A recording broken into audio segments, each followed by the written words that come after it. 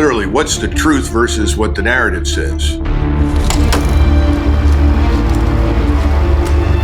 It's an inside job, for sure. Don't be foolish that all of a sudden they broke in 15 different places in the fence and nobody showed up for 8 hours. I'll be honest, I'm a little bit nervous about this one.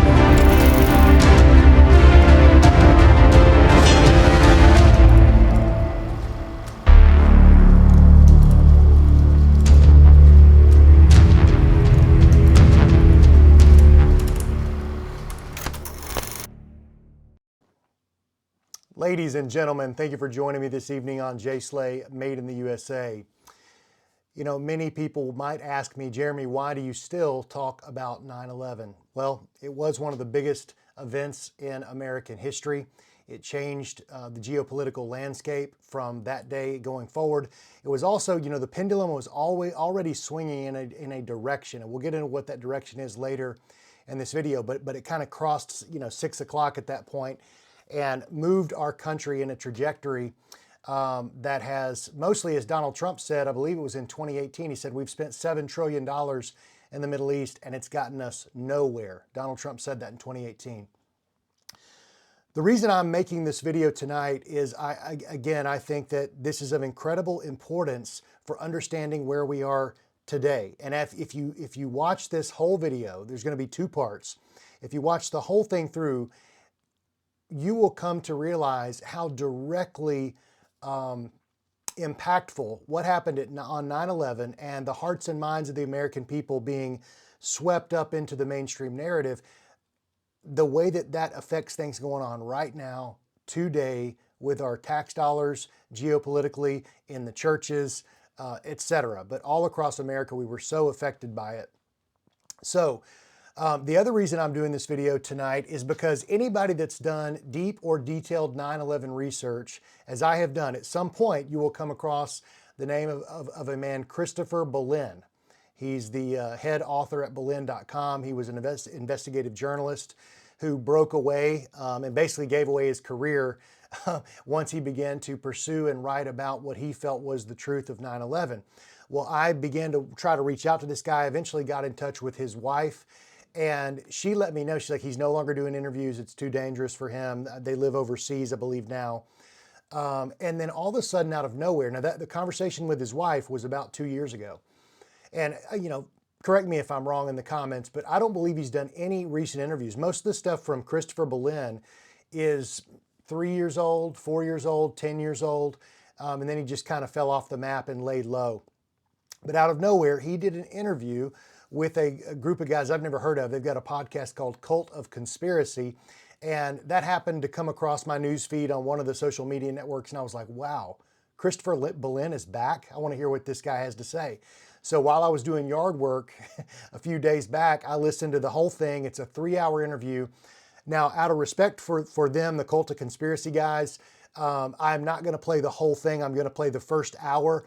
If you are really interested at that point and you want to hear the rest, go subscribe to them on Patreon. It will cost you something, not too much, at Cult of Conspiracy on Patreon. So check them out over there. I think that it was important to include that first hour, though, because it provides some insights I'd never heard before into the nuts and bolts of investigative discovery around 9/11 itself, the day of it, how it was put together, sort of the framework around how they made that happen on that day, and also the international media coup that was involved in the following days.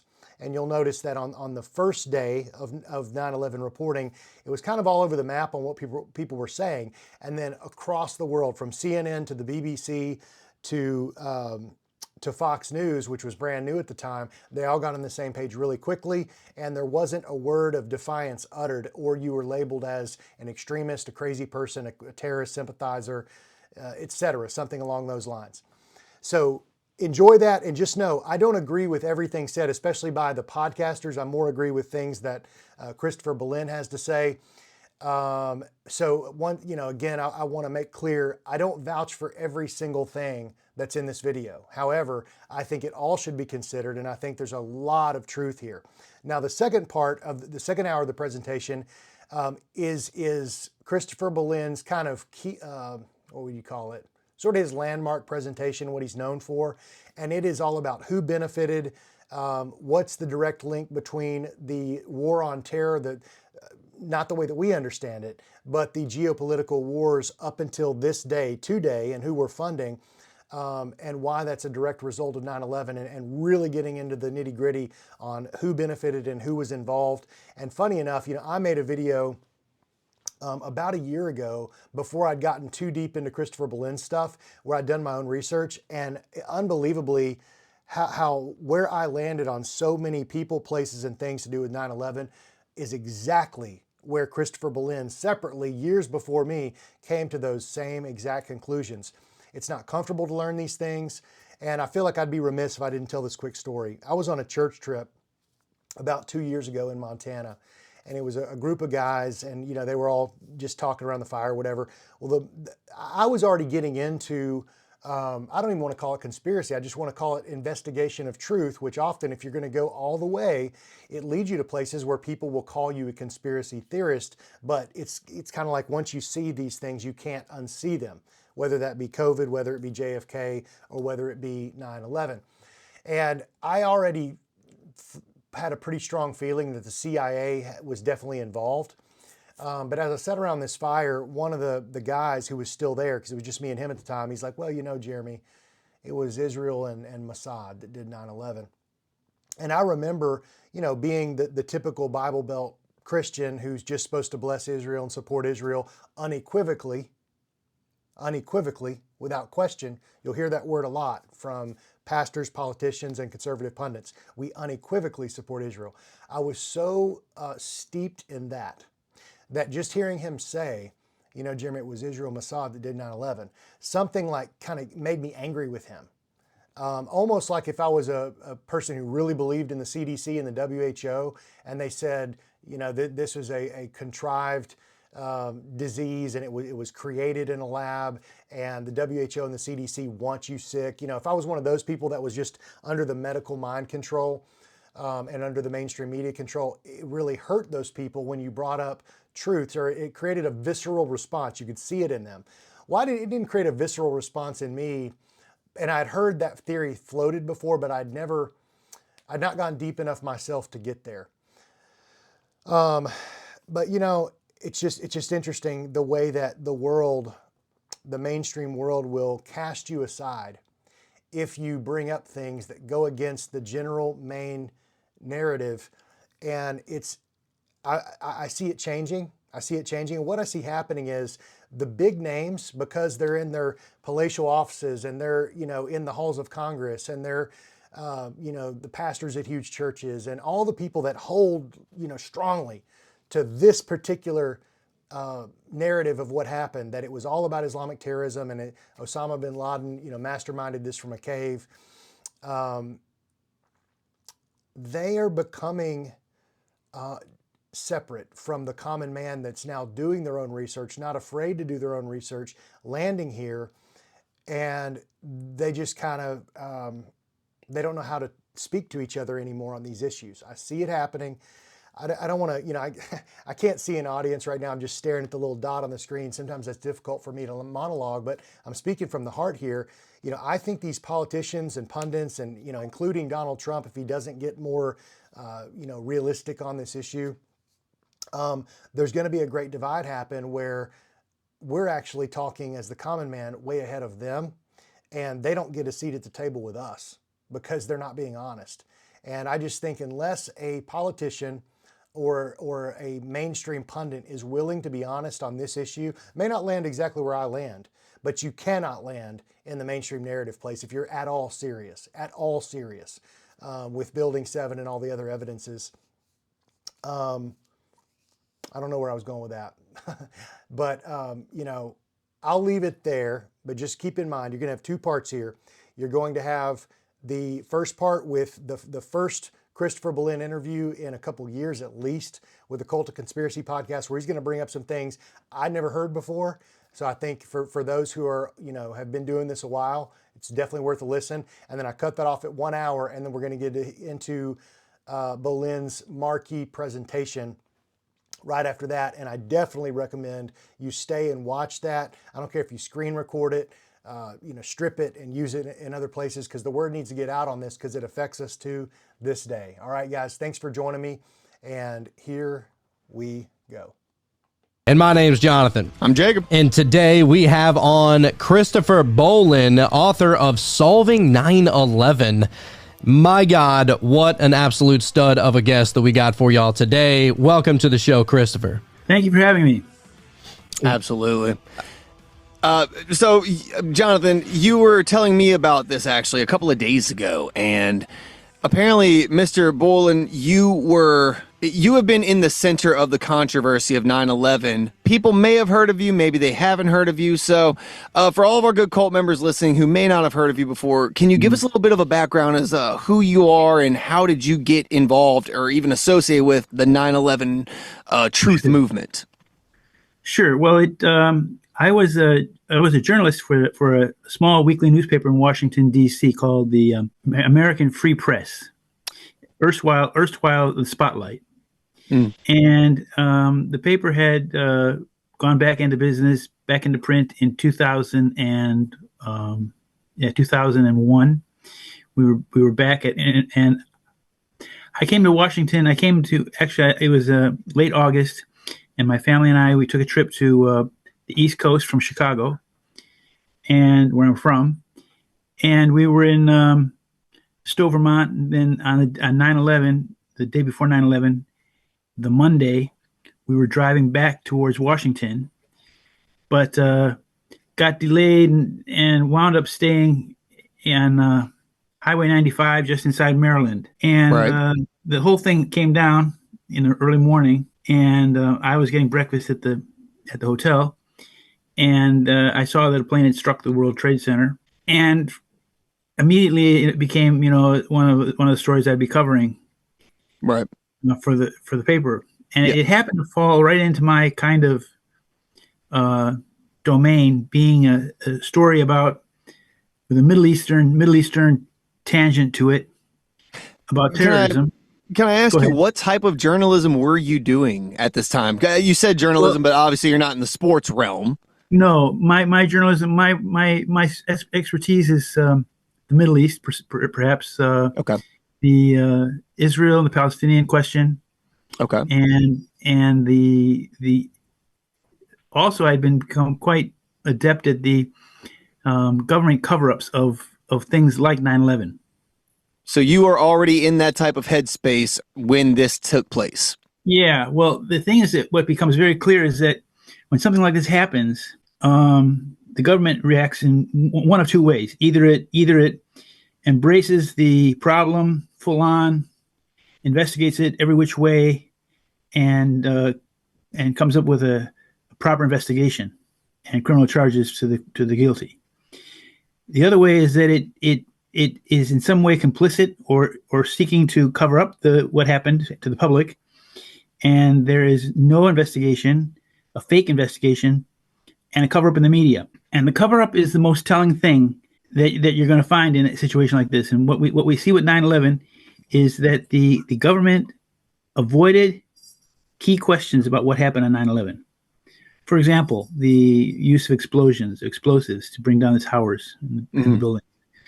There was abundant evidence from the people who were on the scene, people from the BBC, from the American news networks, from the firefighters, everybody. Hundreds of people talked about seeing bombs and explosives and observing and feeling explosions going off beneath their feet, over their head, in front of their faces, firefighters and everybody. And that the mainstream media avoided this from day two.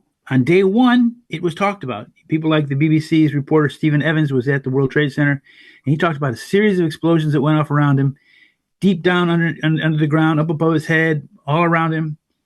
And yet, after the first day, he stopped talking about explosions completely. There you see you have a cover-up at work, and the media is the primary instrument of the cover-up.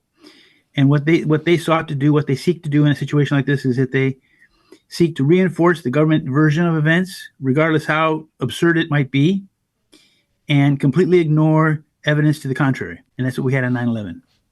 Right, right. And you know what? There's so many theories regarding 9/11. Some people, they'll say that it was direct energy weapons. Some people will say, well, it was airplanes. Some people say that, well, there was no airplanes. It was just bombs that were going off. And you've heard the thermite story time and time again. I mean, is it of your opinion, just to lay it out in the front, do you think that planes actually hit the Twin Towers, or do you think that that was like a fake story? Because whenever you look at the video footage of the planes and they're piercing through steel beams and going right through the buildings, and then you compare it to, whenever a bird hits the nose of an airplane, the amount of damage that does, it just doesn't equate. Like, the math doesn't math on that, So what is your opinion as far as the airplane? Was there ever an airplane that hit the Twin Towers or not? Well, that's a good question, because it certainly seems that there were 4 aircraft involved. What these aircraft are, however, is the big question. Whether they were, as you say, somehow completely artificial, or were they aircraft that were being flown by drone technology? This is what I think is what happened, because we have video evidence of planes hitting the Twin Towers. But what we don't have is a lot of evidence that's been presented to us to show us which aircraft the planes were from. I mean, for example, the jet engine parts, landing gear, struts found on the street, a jet engine found on the street. The question is what would have opened up the hole that allowed the plane to enter the building, as you said. And this is one of my specialties, is that if you look at the South Tower being hit by a plane, as soon as it hits, there's a big explosion of what appears to be a explosive coming out the rear end of the building that the plane is coming into, and then it turns into a cloud of, looks like propane or kerosene burning. But if you look at the far side of the building, the north side of the tower, you see some things coming out very, very quickly. And the most telling thing coming out is a white hot fragment of something flying very fast out ahead of everything else, leaving behind it a smoke tail of very dark oxides, dark black, blue oxides. That's evidence of a depleted uranium warhead. So what I think happens, what the evidence seems to suggest, is that drone aircraft, they weren't being flown by pilots. So drone aircraft were flown into the buildings, and just before the plane struck, they released a missile that was on the underside of the plane, and it struck the tower and opened up a hole in the steel frame, allowing the passenger jet aircraft fuselage to enter the building as it did. Wow, I have not heard that theory. That could be possible, right? So, but that would go off the assumption this was not, in fact, the jetliners that the mainstream narrative told us, right? That right. These are not the 747s, or I forget the nomenclature of the right. craft, but essentially we are suggesting that this was a flying object that was built to look like this plane, but actually was just fixed with some other apertures for a different purpose, correct? Right. Now, if you look at what's the news these days about all the drones going off in Europe, Asia, everywhere, there's drone technology being used. The Israelis are flying drones over the Gaza Strip and killing people left and right. Drone technology has come into its own now, but it's been around for a long time. I remember as a little kid, I remember seeing kids flying drones, in the local football field. Yeah. So, but weaponized drones, a drone that's weaponized, like these planes. Now, in my book, Solving 9/11, the second chapter is about the planes of 9/11, and I do a lot of research into the who's involved in making drones into weaponized attack vehicles, and who's involved in converting planes like 767 planes from tankers into cargo planes, et cetera, et cetera. And I think that what we have with 9/11 is we have the use of drone technology that was no longer in its infancy, being used to carry out a giant terrorist attack. Now, the planes are in fact a distraction, because the real purpose of the World Trade Center attack was to destroy the World Trade Center, to steal the riches that were underground in the cellars beneath it, and to start the war on terror, and to create a giant insurance fraud known as arson. So I've heard of the insurance fraud because the owner of the buildings had just put on terrorism insurance a few months prior, right? Like in June or July or something, yeah. Right. Now, I heard that it was to screw up the world economy, and if you're going to do that, why not hit the World Trade Center? It's a big bang. I get it, but this is the first I'm hearing about riches underneath. Can you expound upon that a little bit? Well, the World Trade Center, being the center of a lot of global trade, had a great deal of gold and bullion beneath the surface in the vaults of buildings 4, 5, 6, and 1 and 2 had vaults too, but the main vaults were 4, 5, and 6. Okay. And that's another aspect of 9/11 that I've done a lot of work on, but I haven't seen other people talking about a lot. Is Building 6, which was just next to North Tower. When the South Tower was struck at 9:03, there was a simultaneous explosion that occurred and seemed to crater out the Building 6, which is a 6-story building, 7-story building. And a reporter that went underneath the ground, underneath there, with a video camera for the FEMA. He was an Argentinian journalist, or he's an Argentinian guy now because he's left the country. He looked inside the vault, found that the vault door was busted open, the gold vault door was busted open, and the vault was empty. It had been emptied. And was there any bullion in Building 7? Is that also why it fell? No, 7 didn't have a proper basement because 7 was built over a power plant. Okay. So 7 had a very strange architecture in that there was nothing. There was no first or second floor. Rather, there was a steel construction that held up the rest of the building above it, but it did not have any undercroft, under basement at all. That is I've never. You're right. I've never even heard of Building 6 that day. I've heard of the Twin Towers, Building 7, and the Pentagon. Never knew that there was anything that happened at Building 6 on the morning of September 11th. Wow. Yeah, well, that's the thing, is that because these stories are ignored by the mainstream media, the use of explosives, the gold that was being taken away. In fact, one of the under Building 5, there were tunnels underneath these towers, mm-hmm. and these tunnels connected to tunnels that led even to New Jersey and Brooklyn. Yeah. And the thing is that there was a convoy of trucks that were loaded with gold that was stuck in one of these tunnels coming from Building 5, I think it was. And it was stuck because they feared for their lives. They had to get out, and they had to run for their lives, leaving behind the loot. But the fact that this was a huge gold heist is very important to understand the whole thing. So do you think that they would have carried out this terrorist mission if it weren't for the gold, or the other implications, was it still enough to even carry it out? Well, it was a very complex plot. It was a very complex crime with many layers. And the gold theft was an important part, but another aspect was that there was evidence in these vaults for criminal trials that were going to be held in the near future, and there was maturation of some bonds that George Herbert Walker Bush had instituted to take down the Soviet Union, to take down the ruble, and these vaults became payable the next day, and this criminal evidence and these paper vaults. They were, so you had the gold vault and you had evidence vaults. You had 2 vaults under Building 6, and they had to destroy the evidence as well.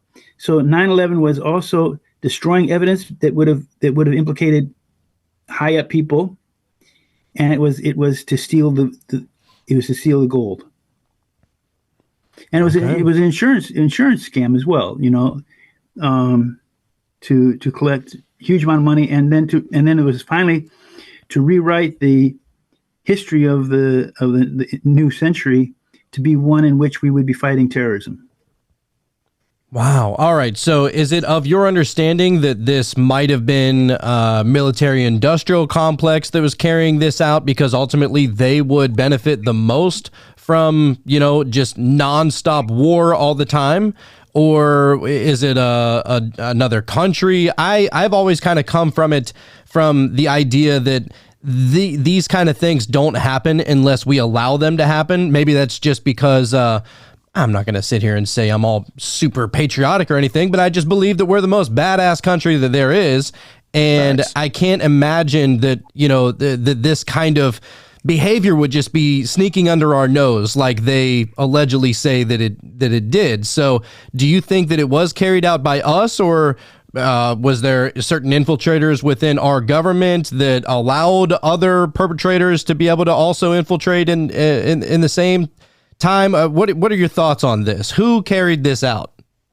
Well, you approach a subject like this, a crime of arson, of a suspicious arson. You approach it with a cui bono attitude. Who benefited from the crime? Right. And what we have here with Larry Silverstein, the owner of the building, is that he was the chief beneficiary who had the suspicious insurance clause that protected him from terrorism, and he is a very highly placed high official in the Israeli fundraising operation known as Jewish Appeal, which is an umbrella group that collects money all across the United States for Israel. Are they a part of AIPAC? Oh, they're above AIPAC. They're the ones who collect all the money. They collect all the money, and he was the national chairman of the Jewish Federation, and he is suspect number one in any criminal analysis. He would be the first person that you would arrest, and you would charge, and you would investigate. Well, like you said, he's the one that immediately benefited from the buildings falling, right? Like, he didn't benefit from the wars, but he definitely benefited from the insurance claims that day. So I'm with you 100%. Right.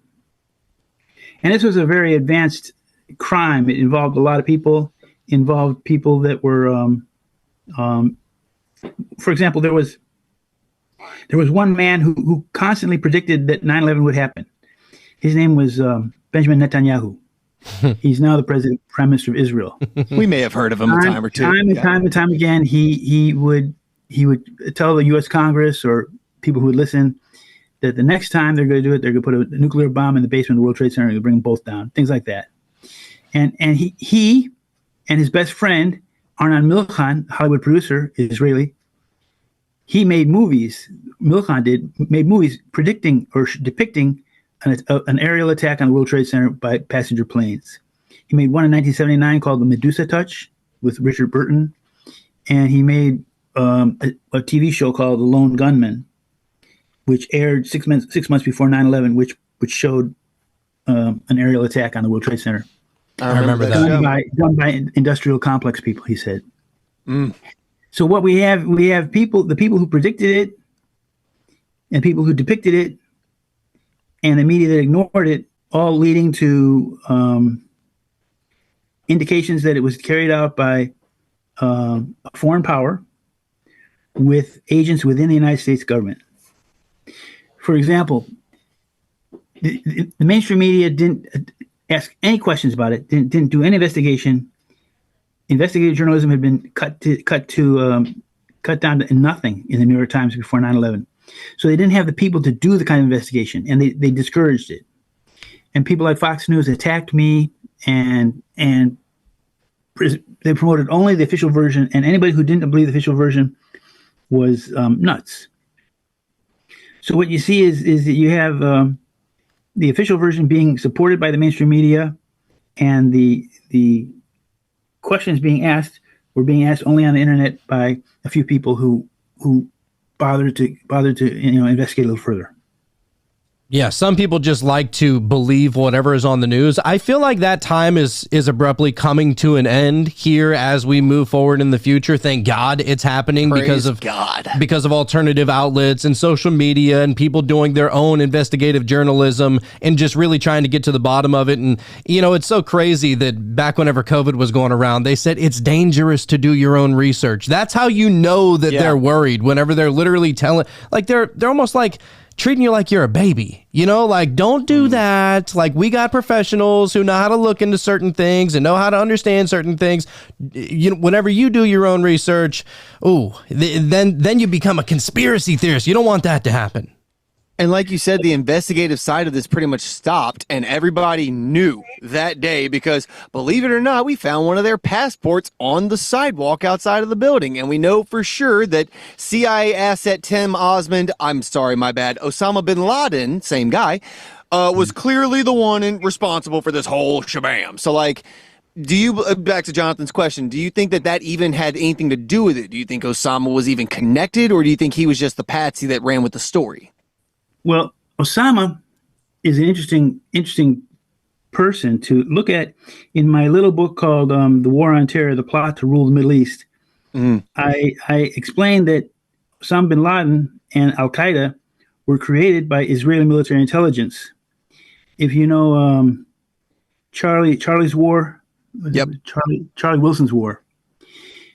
Charlie Wilson writes about this in his movie as well, about how he wanted to get funding for the anti-Soviet forces in Afghanistan, and so they recruited a lot of Arab fundamentalists, and these people were trained in Pakistan by Israeli intelligence, by Israeli military intelligence, which was at that time headed by Ehud Barak, the former prime minister, and they were training Osama bin Laden and the Arabs.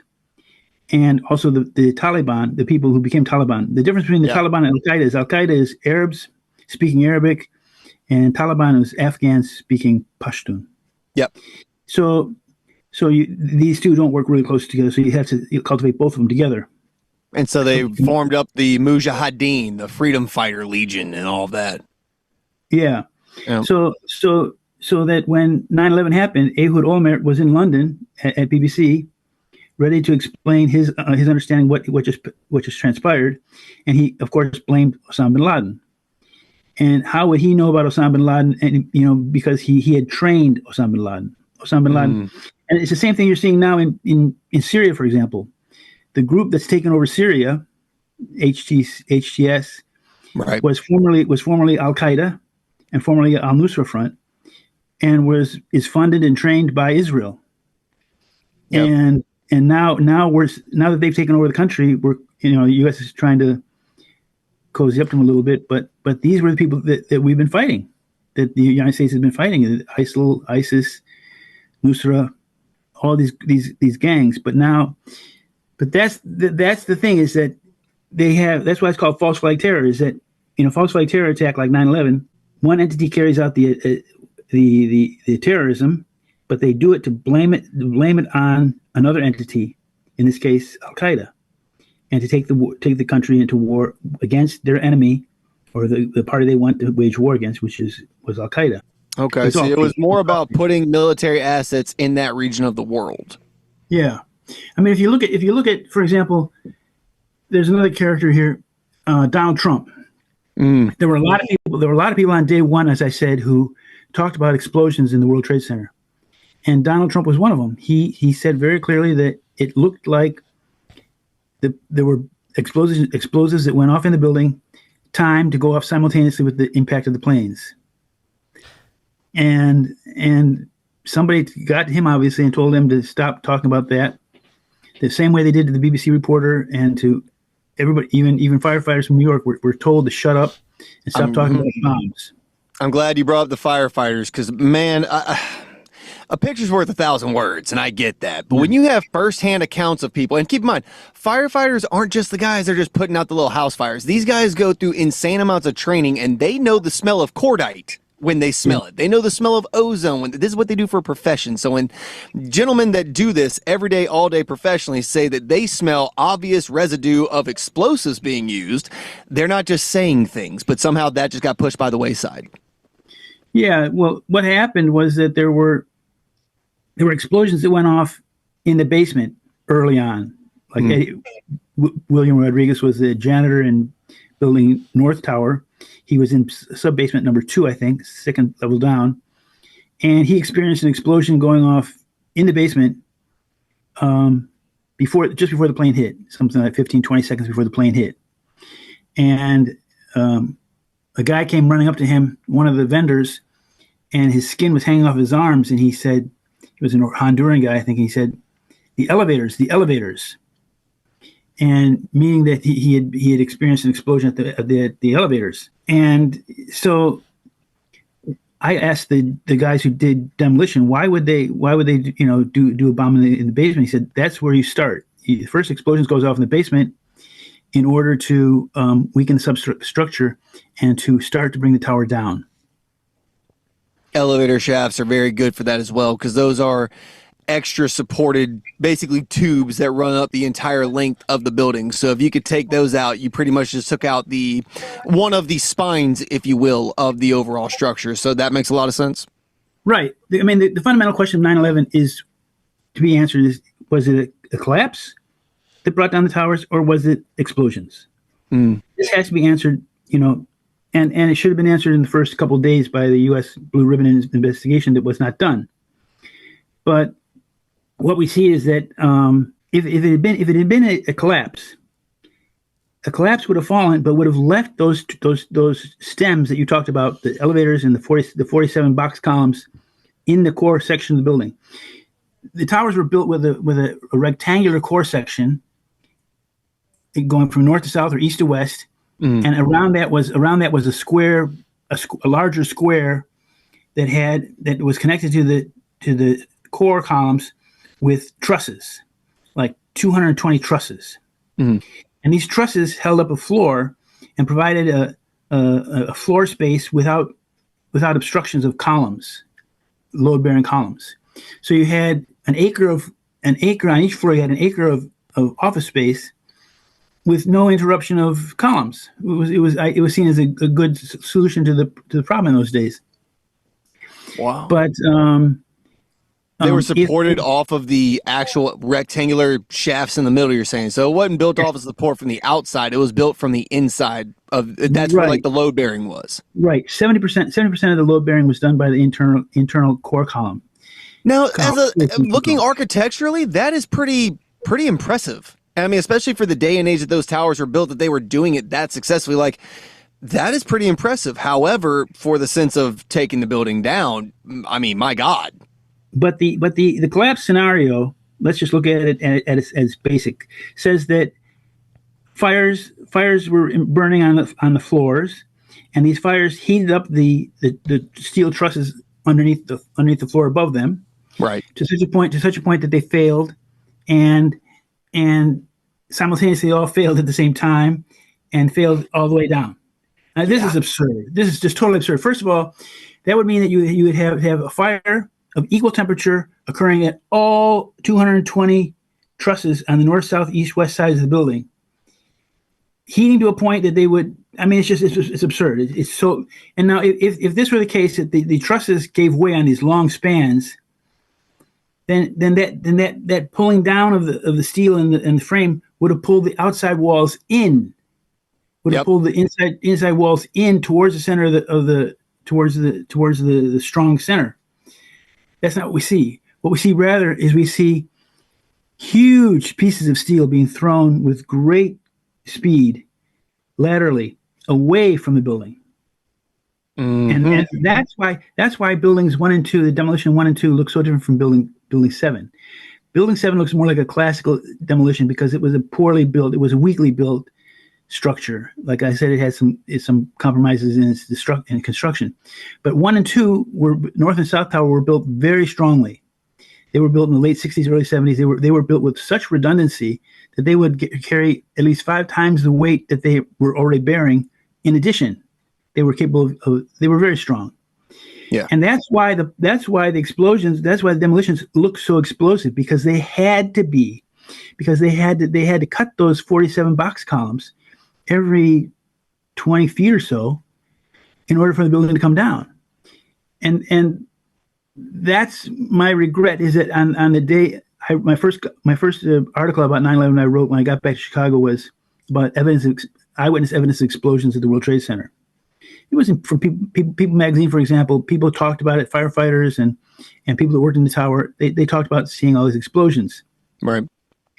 But what I ended the article with was the question: but what would explain the cutting of the columns of the core columns, the box columns?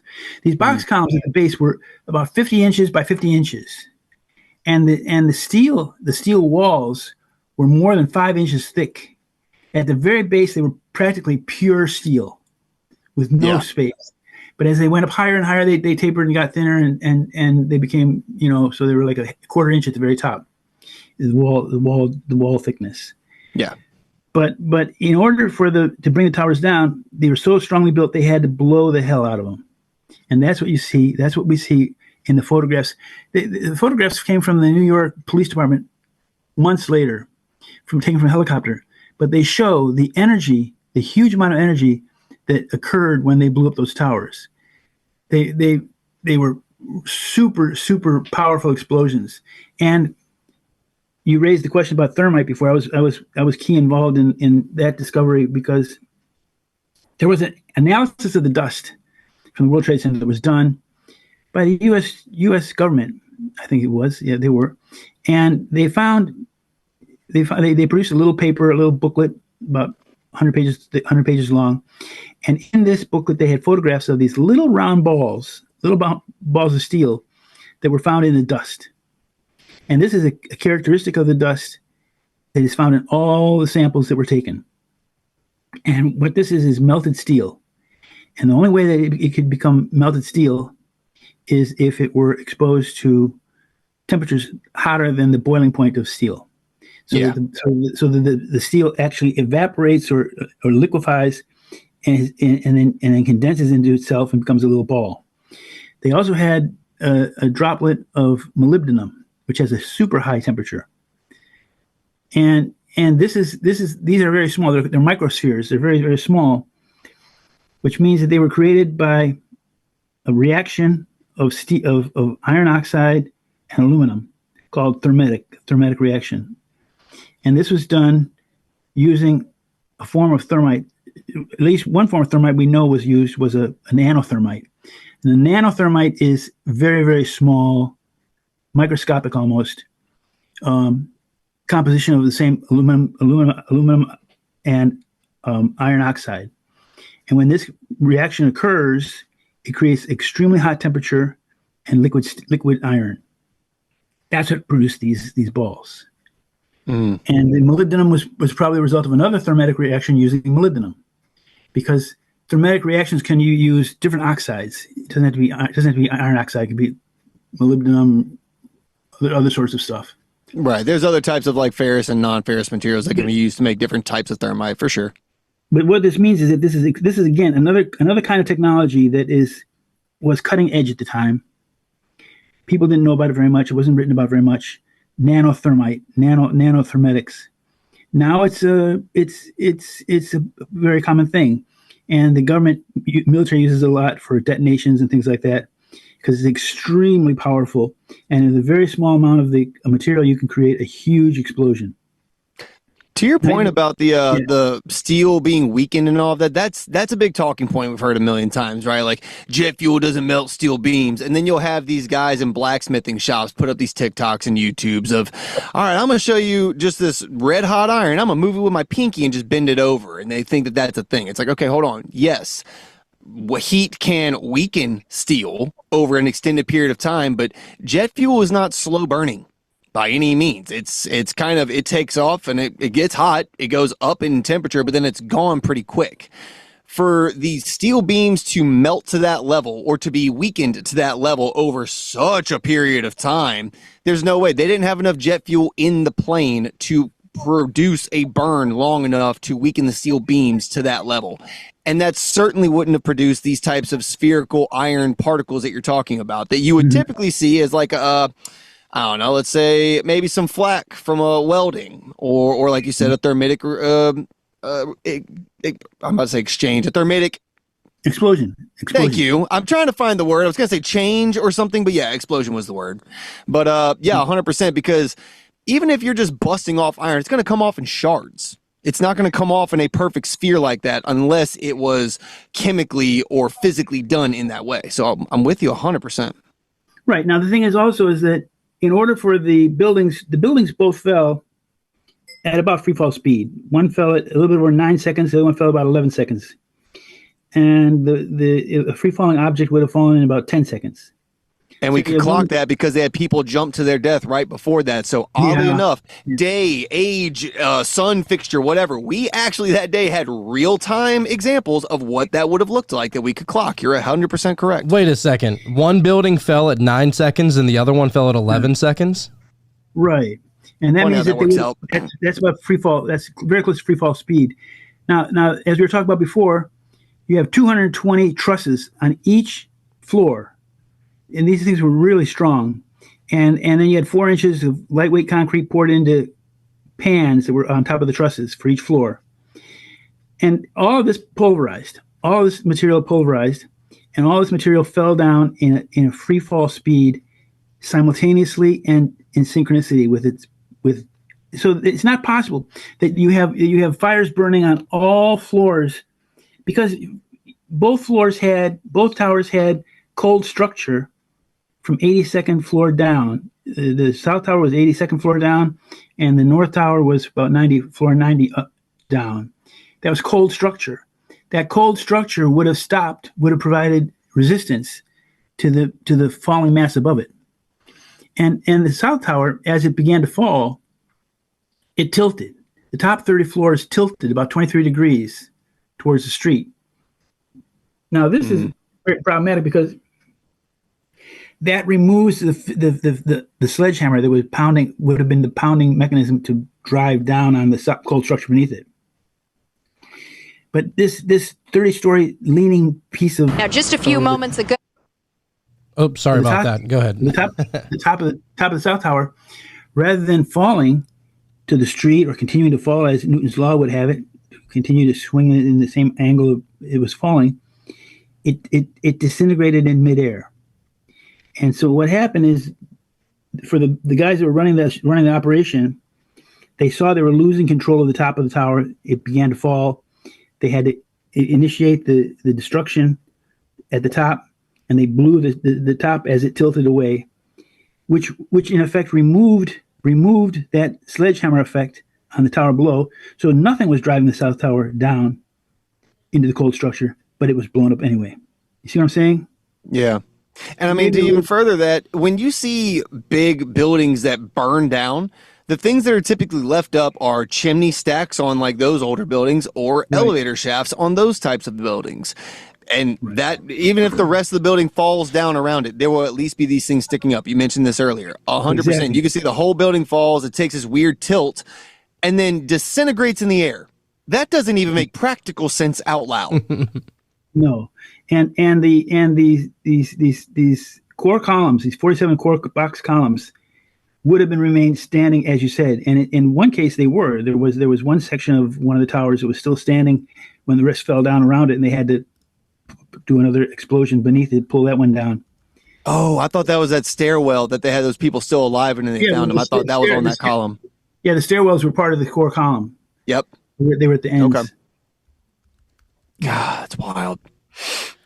I actually have, I have a couple of videos that I really wanted to play, but the first one that I wanted to play, just for the good cult members out there, that's what we call our listeners, it is the video that you referred to from Donald Trump back in 2001, and what his opinion was on the structural, what's the word? Basically, the structural integrity of these buildings. They shouldn't have gone down the way they did. This is coming from like a real estate builder tycoon of New York. Right. Trump knows construction in Manhattan, bro. That's where he's made his bread and butter. It's not like he's an architect major by any means, but he knows a thing or two about a thing or two for sure. Well, I mean, he's the one paying for all the materials. He knows what's strong and what costs the most. And Big so, facts. yeah, so this is a 3-minute long video. I feel like it's a good video to play for this one. So let's see. Now, just a few moments ago, Donald Trump passed through here, so we had a minute to talk with him. Let's roll that tape. You can see what he had to say. Well, I've never seen anything like it. I've seen 2 huge 110-story buildings that are reduced to rubble, thousands and thousands of lives. I just got to see something that I've never seen before. I have hundreds of men inside working right now, and we're bringing down another 125 in a little while, and they've never done work like this before. And they're hardworking people, but they've never seen anything like it, and they've never done work like this before. It's terrible. Tell me what it's like at Ground Zero. Tell me about the workers that you saw and what they're doing there. Well, not only is it devastation, but it's very dangerous because every few minutes a whistle would go off and everybody would just run because you have all the buildings around it, which are in such a weakened state that people just don't know. And so they just have to take off. And then they come back and they're working under 50-story buildings that you don't know if they're going to fall down. So it's a terrible thing for the workers, and it's a terrible thing for the world, really. How have you spoken to any of your men? Do you know how they're reacting to this? Because emotionally, this must be so incredibly difficult. Well, there are a lot of them, but they've never seen bodies like this. I mean, the bodies all over. The great thing is when they find somebody that's alive, like the 5 firemen that they just found a little while ago. So that's the great thing, and that's what they're all striving for. But generally speaking, that's not the case. So they are working very, very hard, but it's a very depressing situation for these folks. As you walked around and as you saw the piles of rubble, there are thousands of families out there who are hoping that someone might be in a pocket somewhere, still alive, still breathing, waiting to be dug up. As you assessed that damage from your perspective, do you believe that's possible? Well, I would certainly not want to be the one to say it's not possible. Certainly it's a tough situation, but you can't give up hope because there's always hope. I mean, the 5 men, I'm sure their families thought that they probably were gone, and now they walk in the door. A couple of them walked away after they were dug out. So there probably are some more people in there, and therefore you can't give up hope. You've had an impact on the skyline of New York. What is it like as you see it now? It's like a whole different skyline. It's like a whole different city and world. I cannot believe the sight of Lower Manhattan without the World Trade Center, and therefore we have to rebuild, not necessarily in that form, but we have to rebuild at least as good and maybe better. Just finally, can you tell me emotionally as you walked around, we've heard some of the stories from the firemen. They're so exhausted and mentally and physically. What was it like for you personally to go in and see all of what you saw? Well, it was amazing to see it. It was a very depressing scene, but I'll tell you what, you really can take heart. These firemen and policemen and the construction workers equally, the courage they have is unbelievable. I mean, they're working, digging out and lifting up steel, and above them you have 55-story buildings that are very possibly going to be pouring down on them any minute, and they're working like nothing's wrong. I mean, they're amazing. Okay, that's not the video I thought that was going to play. I'll try and find it, but there is videos out there of Trump saying, like, none of this is possible at all, right? I'll say, dude, his speech pattern has not changed. He's remained the same guy. 20 years. He's the same dude. It's insane. Right, Anyway. right. So anyway, all right. So I guess, where we're at right now, we've talked about 9/11 almost ad nauseum on this show in episodes past. And I think that we're kind of getting, at least I hope that we're kind of getting at least the majority of the general public, at least the listeners of this show, that understand that, look, like 9/11 is not what they said it was. It wasn't carried out by 4 Islamic terrorists, and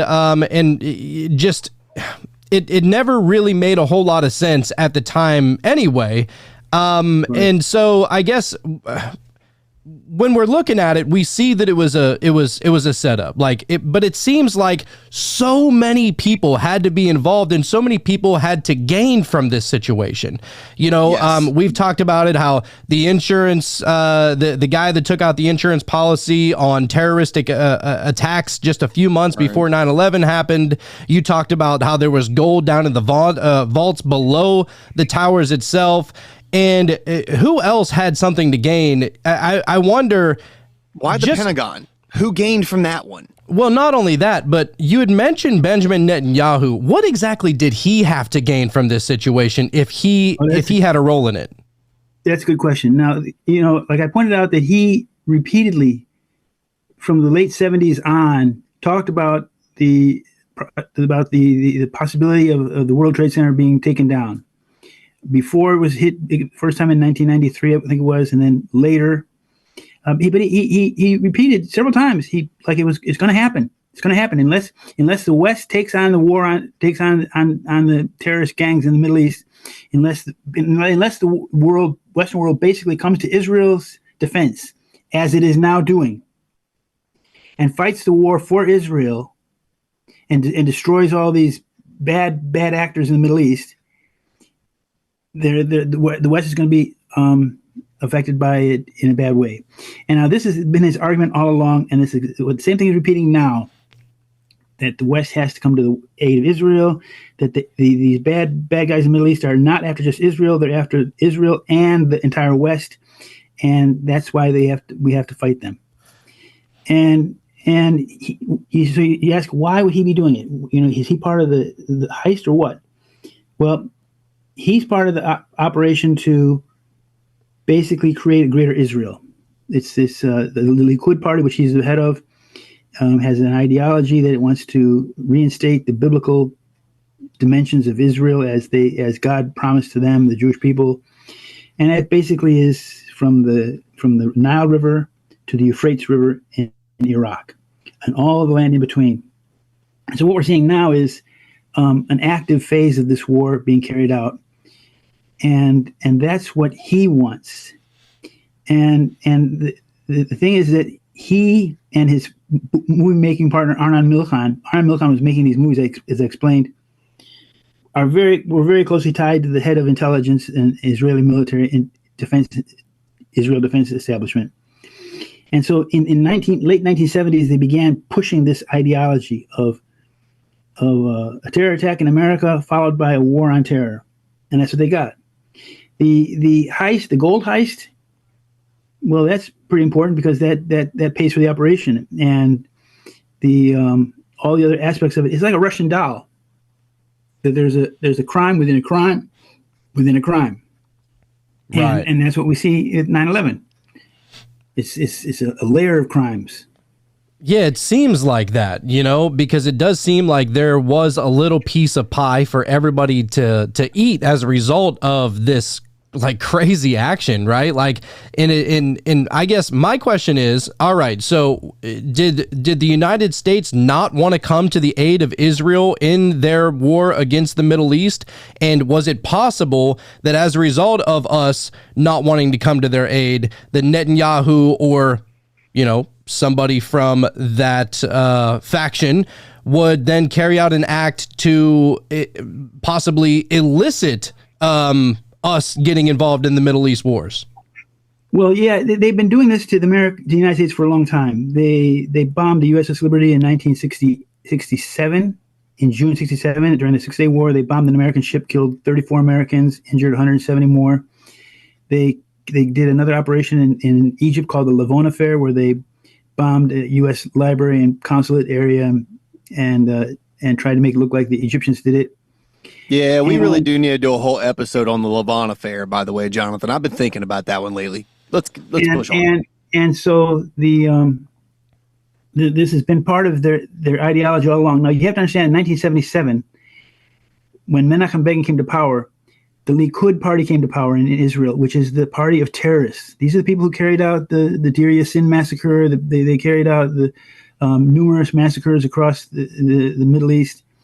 And terrorism is their modus operandi.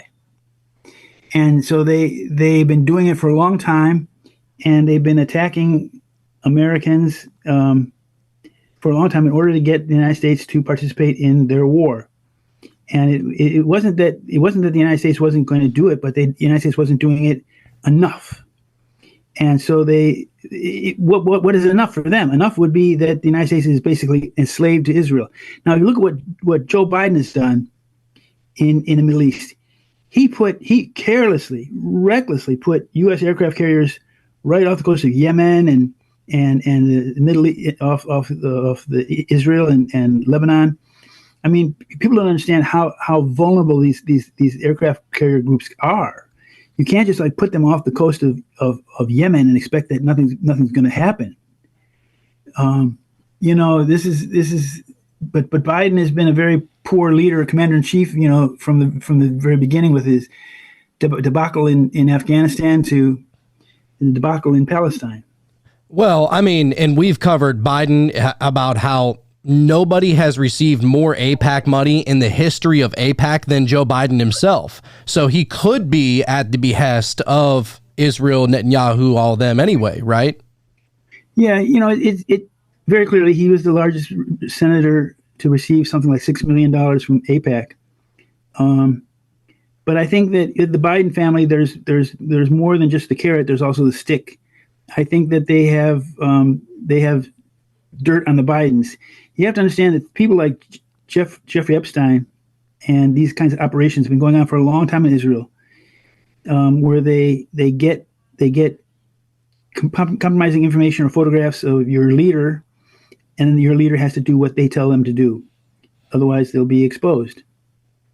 And so, you know, with Joe Biden and the Ukraine situation, where his son was over there doing business with Ukraine, and Joe Biden told the leadership of the country, you will stop this prosecution and this investigation of Burisma or whatever it was, or you won't get the money.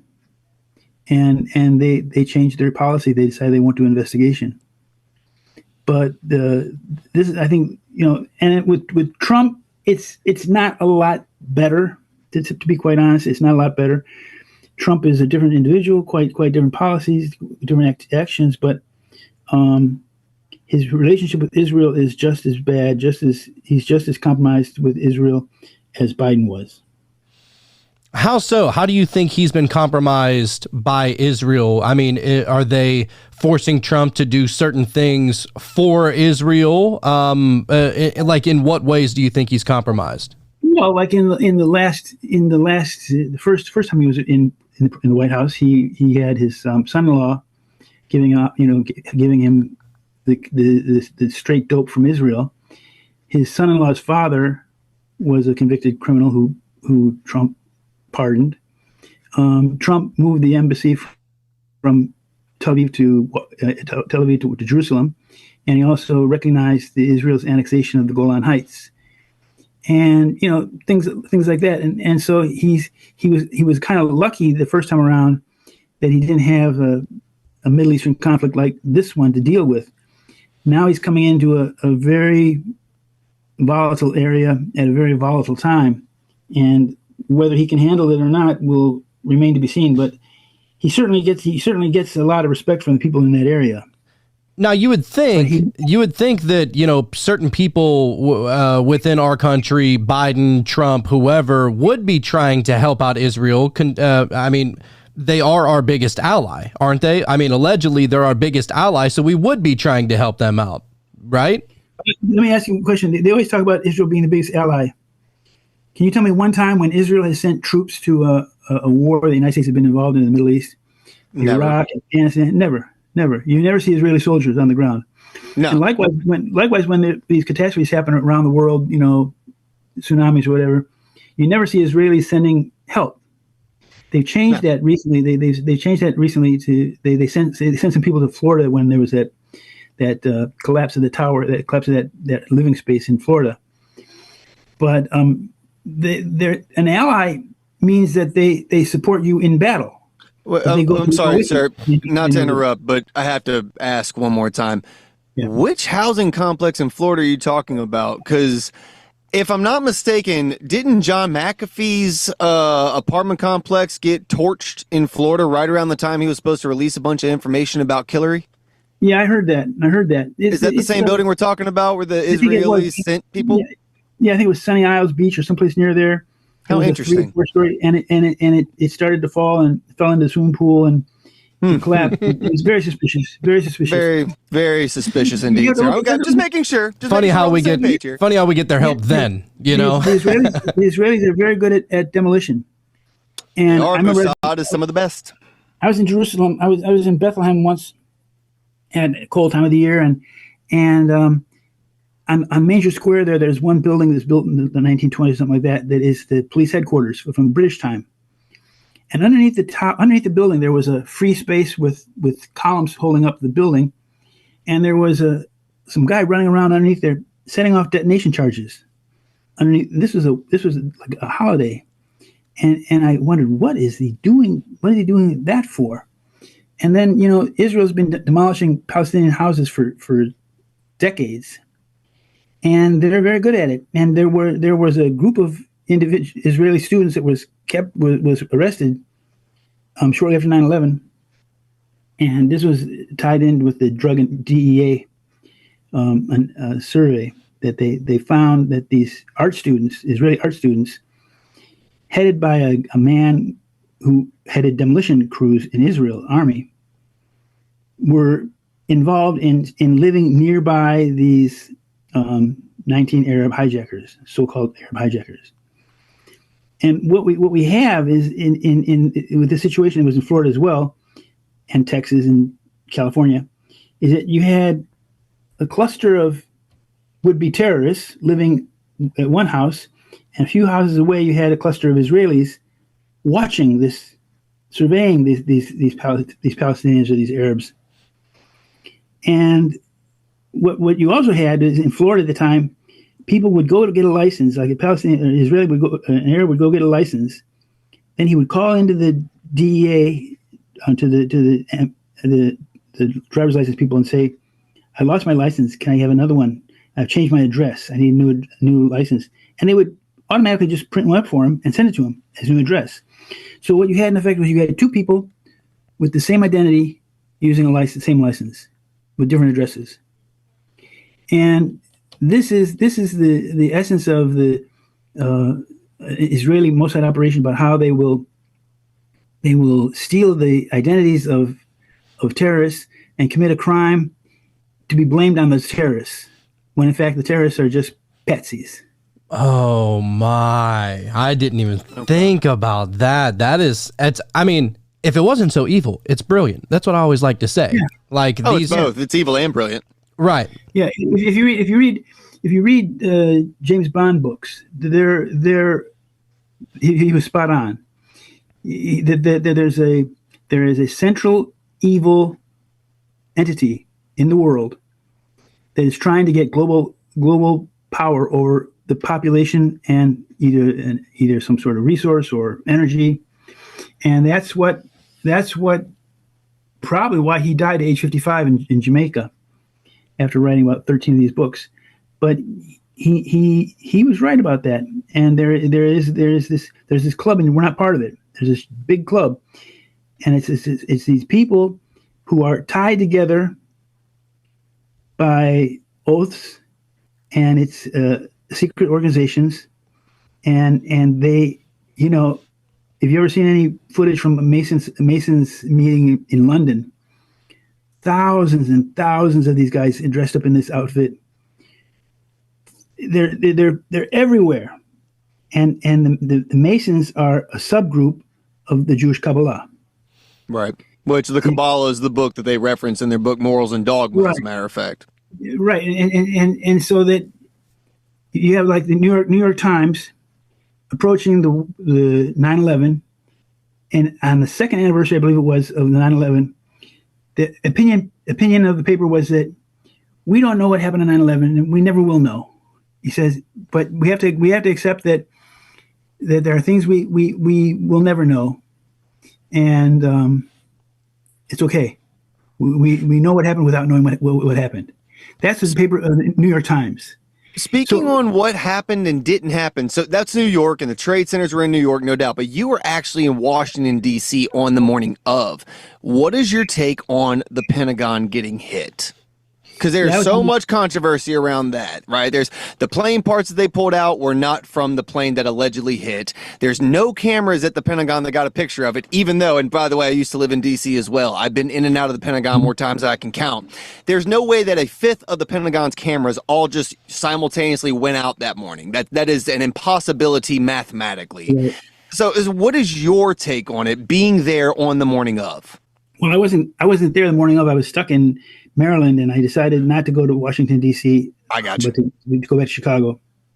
The Okay. thing was that the Pentagon. I would say a couple of things about that. First of all, the area of the Pentagon that got hit was the quadrant of the building that was had been under repair by a British company called AMEC, which stands for Assets Management and Evaluation Consultants, or something, AMEC, and it's engineering consultants, and they're the ones who do the engineering for BP, Okay. the oil giant. Now, the thing is that, first of all, why is the Pentagon being the fortress of American military? Why is the Pentagon being refurbished or built by a foreign company in the first place? You would think that would be something they would want to at least keep in American hands, but they let AMEC do it, and then so AMEC was in charge of having built the section, was just getting opened again when it got hit. Then they were in charge of the cleanup, not only the cleanup at the World Trade Center, but the cleanup at the Pentagon, and that seems to indicate that there was something very fishy going on to cover up. Yeah. I could see it on the surface level of the quote unquote main narrative that, okay, yeah, this company won the government contract for all of the cleanup on the, as far as the events go. But when you go state to state like that, those contracts differ very, very heavily. It's not like you just get the entire 9/11 contract. You know what I mean? They subcontract and then subcontract and do that whole thing. And I know that that's relatively new because Fed Biz Ops only became a thing in like, 03 or something like that. Before that, it was all just buddy system. So it was the upper elites keeping themselves rich. But even still, that is way too suspicious for somebody to, a company, not just any company, a foreign company. And not just any foreign company, the company that works for BP, which if anybody wants to do a little digging into the history of the British petroleum industry and see how that actually goes into long-standing ties in the Middle East and Iran and how the Anglo, that's dirty money, dirty old school imperial things. We could talk about that another time. But the fact that that engineering firm won the contract for all of the cleanup, like there's multiple levels of red flags here that I don't think most people would notice right off the top. Another red flag is that people watch all the time about Navy intelligence, military intelligence, but the actual investigation of the World Trade Center was carried out at the Pentagon, was done by the FBI. Now that doesn't make sense because the military has its own investigation agencies that should have taken over that investigation of the Pentagon. Wait. The FBI only handles domestic issues. This was allegedly international terrorists. This is completely CIA territory. Why would the FBI even be involved? Right. How would the FBI be able? FBI was locking out the New York police, the New York firefighters, and the military intelligence agencies at the Pentagon. Now, the FBI is of course part of the DOJ. Right. It's directly under the Attorney General. The Attorney General at the time was called the guy from Missouri who Carnahan. I forgot his name, but he was the Attorney General. Mel Carnahan, I think something like that. The person who actually ran the investigation was his assistant, the Deputy Michael Chertoff. Okay. And Michael Chertoff is an Israeli national. He's an American-Israeli dual national. His mother was a Mossad agent. Now, Michael Chertoff became the person who was in charge of the investigation of 9/11, the whole 9/11 operation from beginning to Pentagon Twin Towers bomb. That's what they called it. And he was in charge of that. Now, that's a problem there because Israel was, just from prima facie evidence, was involved in 9/11 with their prior knowledge of it, having warned about it, having people involved in it. The 5 dancing Israelis, et cetera, et cetera. There was a lot of early indication of Israeli involvement, prior knowledge, et cetera. To have an Israeli investigating a possible Israeli crime in the United States of America seemed completely wrong, and it was. I mean, he was he is now the CEO of BAE Systems USA. BAE is British Aerospace. Yeah. That's a big company as far as the not just American military industrial complex, but the global. That's a big player. Yeah, it's like fourth, fifth biggest in the United States, and same in the world. Right. So now this is the British connection to 9/11. Like I explained, BBC gave it away. First of all, they had the guy Stephen Evans, who was at the base of the World Trade Center number 2, who talked about feeling explosions. He was very clear about this. A series of explosions he felt very deep down, up high. There's no question about it. This is a guy who knows explosions. He said he heard them. Then later in the day, they had their office in Washington, D.C. talking about the World Trade Center 7 had just fallen, when in fact World Trade Center 7 is clearly visible in the background behind the lady's shoulder. She's talking about the collapse of Building 7 before it happened. Wow. So and then the way they had Ehud Olmert on BBC putting the blame clearly on Osama bin Laden. So British is clearly involved in this. Britain is clearly involved in this. Now this gets back to this whole big club, like who are we talking about? Well, when we talk about Britain, we're talking about the Rothschilds. We're talking about people with immense amount of money and immense amount of power globally, and they would have the power to be the initiator of the force behind the entire operation, and to be in position to give CEO membership to people like Michael Chertoff. Hold on. I'm doing a little bit of research on this BAE, and from what I'm reading, BAE owns Lockheed Martin and Raytheon. This recently happened. There was a lot of acquisitions that took place in this year of 2024. As of now, there's like 3. They're trying to consolidate, and basically they're trying to legalize the monopoly of the military-industrial complex. So it's no longer Raytheon, it's RTX, and they just got bought out by these people who just got bought out by these people. They're playing that dirty game right now, and they're trying to consolidate all of the big players in the war game to 3 dogs. That's not good. Right. No, it's not. One would be General Dynamics. Yes. And General Dynamics is involved in the cover-up of the Kennedy assassination and involved in the cover-up of 9/11 as well. And they profit very much because they're the ones who produce these shells that cost $4,000 a pop. These artillery shells, and in Vietnam, during the Vietnam War, they're the ones who got the contract for the jet fighter that was between Boeing and General Dynamics, and went back and forth, and finally it went to them. But they needed the war, so they had to get rid of Kennedy in order to get the war. And their lawyer, the lawyer for the family that owns General Dynamics, the Crown family in Chicago, Henry Crown, his personal lawyer was the head of the legal committee for the Warren Commission. And on 9/11, a very strange thing happened. Near Chicago at Northwestern University, a Czechoslovakian engineering professor wrote a paper. It came out on the 12th of September, one day after 9/11. And he without seeing any evidence, having any evidence, visited the location, anything, he wrote a paper and said that the buildings collapsed because of collapse, fire-induced gravity collapse, the basic theory. They needed to have somebody produce a theory. And he works at the university and the engineering department, which is funded by the Crown family, the people who own Aspen Mountain and General Dynamics. They just found a guy with some credentials to give a narrative that they could run on the news.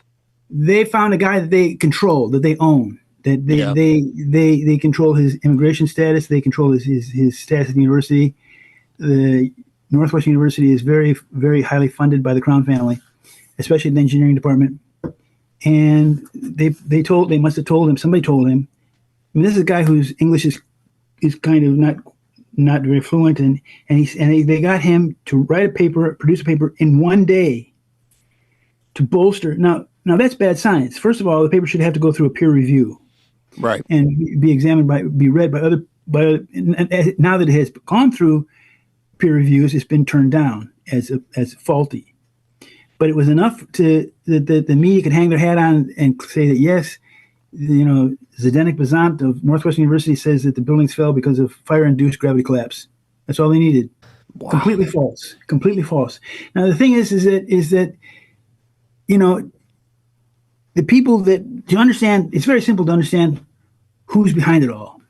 You can process elimination. You see that all the media, all the controlled media in America, all the mainstream media in America was lockstep in support of the official version, and they never allowed a single question to enter their paper about what might have happened.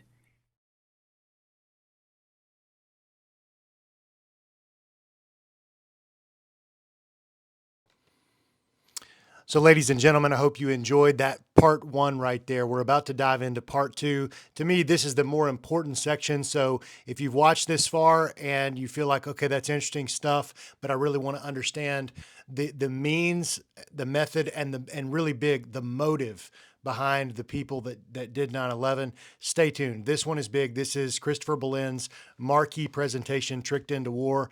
Highly recommended, and it's going to last about an hour and 15 minutes, but it's fantastic. So thanks for watching so far, and please continue. Here we go.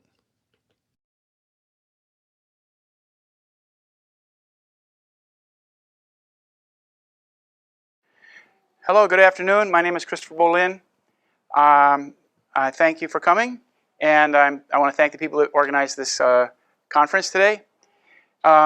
Today, we're going to do a 58-minute presentation to keep it within constraints for a video. And I'm talking about Tricked into War. Now, I'm not going to go into great detail about the 9/11 crime. If you know the details of the 9/11 crime would take up hours and hours of discussion. I've talked about 9/11 and the evidence in other videos, and they're on YouTube. And I've written several books about 9/11. Today, I'm talking about how 9/11 and the war on terror are connected and linked. This nation's been at war for 17 years. As Donald Trump said the other day, we spent $7 trillion and got nothing for it. The United States and Syria are at face-to-face confrontation in Syria as we speak. Russian planes are being shot down with Israeli involvement off the coast of Syria, and the media in this country barely touches it. All the media in this country talks about is sexual peccadillos between Kavanaugh and some girl in high school. They have nothing. They say nothing about the situation in Syria, which is very important. So, I'm the author of Solving 9/11, and as I've said in previous presentations, Solving 9/11 ends the war. I was an investigative journalist in Washington, D.C. when 9/11 started. Here I am presenting evidence at the first citizens' grand jury in Los Angeles. And I'm the author of the Solving 9/11 set of books. And the latest book is The War on Terror, which is a very small book about the war on terror. The Solving 9/11 set of books investigate various aspects of the false flag terror atrocity. But my main focus is who is behind 9/11 and why was it done. This is the book of original articles. This is the latest book. I wrote this last summer. The War on Terror, The Plot to Rule the Middle East. 9/11 was a policy coup. It was blamed on Muslims.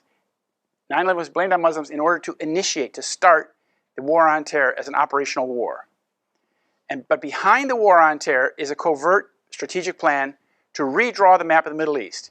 You might ask yourself, why is the United States in Syria? We have no national interest in Syria. We haven't had it for a long, long, long time.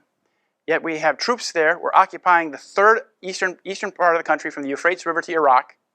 And we have also occupied the southern part of the country where Syria butts up against both Jordan and Iraq. Why are we there? What's the purpose? Well, 9/11 and the war on terror were both conceived by Israeli military intelligence in the 1970s, when Menachem Begin, the head of the Likud party, came to power. Menachem Begin is known as the father of terrorism. Here he is. He's the founder of the Likud party. He was born in Russia, came to Palestine in 1942, became leader of the Irgun in 1944, which was a terrorist group, bombed the King David Hotel, killing 93 people, British headquarters in 1946, then was involved in the massacre of the Deir Yassin village, which was meant to scare the Palestinians to fleeing, which many did. And he created the Likud party in 1973, became prime minister in 1977, and promptly invaded Lebanon in 1978. This is the emblem of the Irgun, which he was the head of.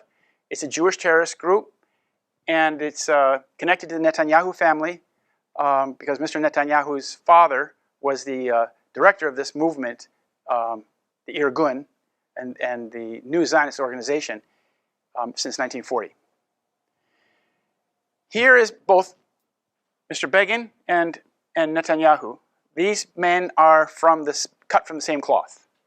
This is the group that they belong to. The great group that they have allegiance to is a group of terrorists.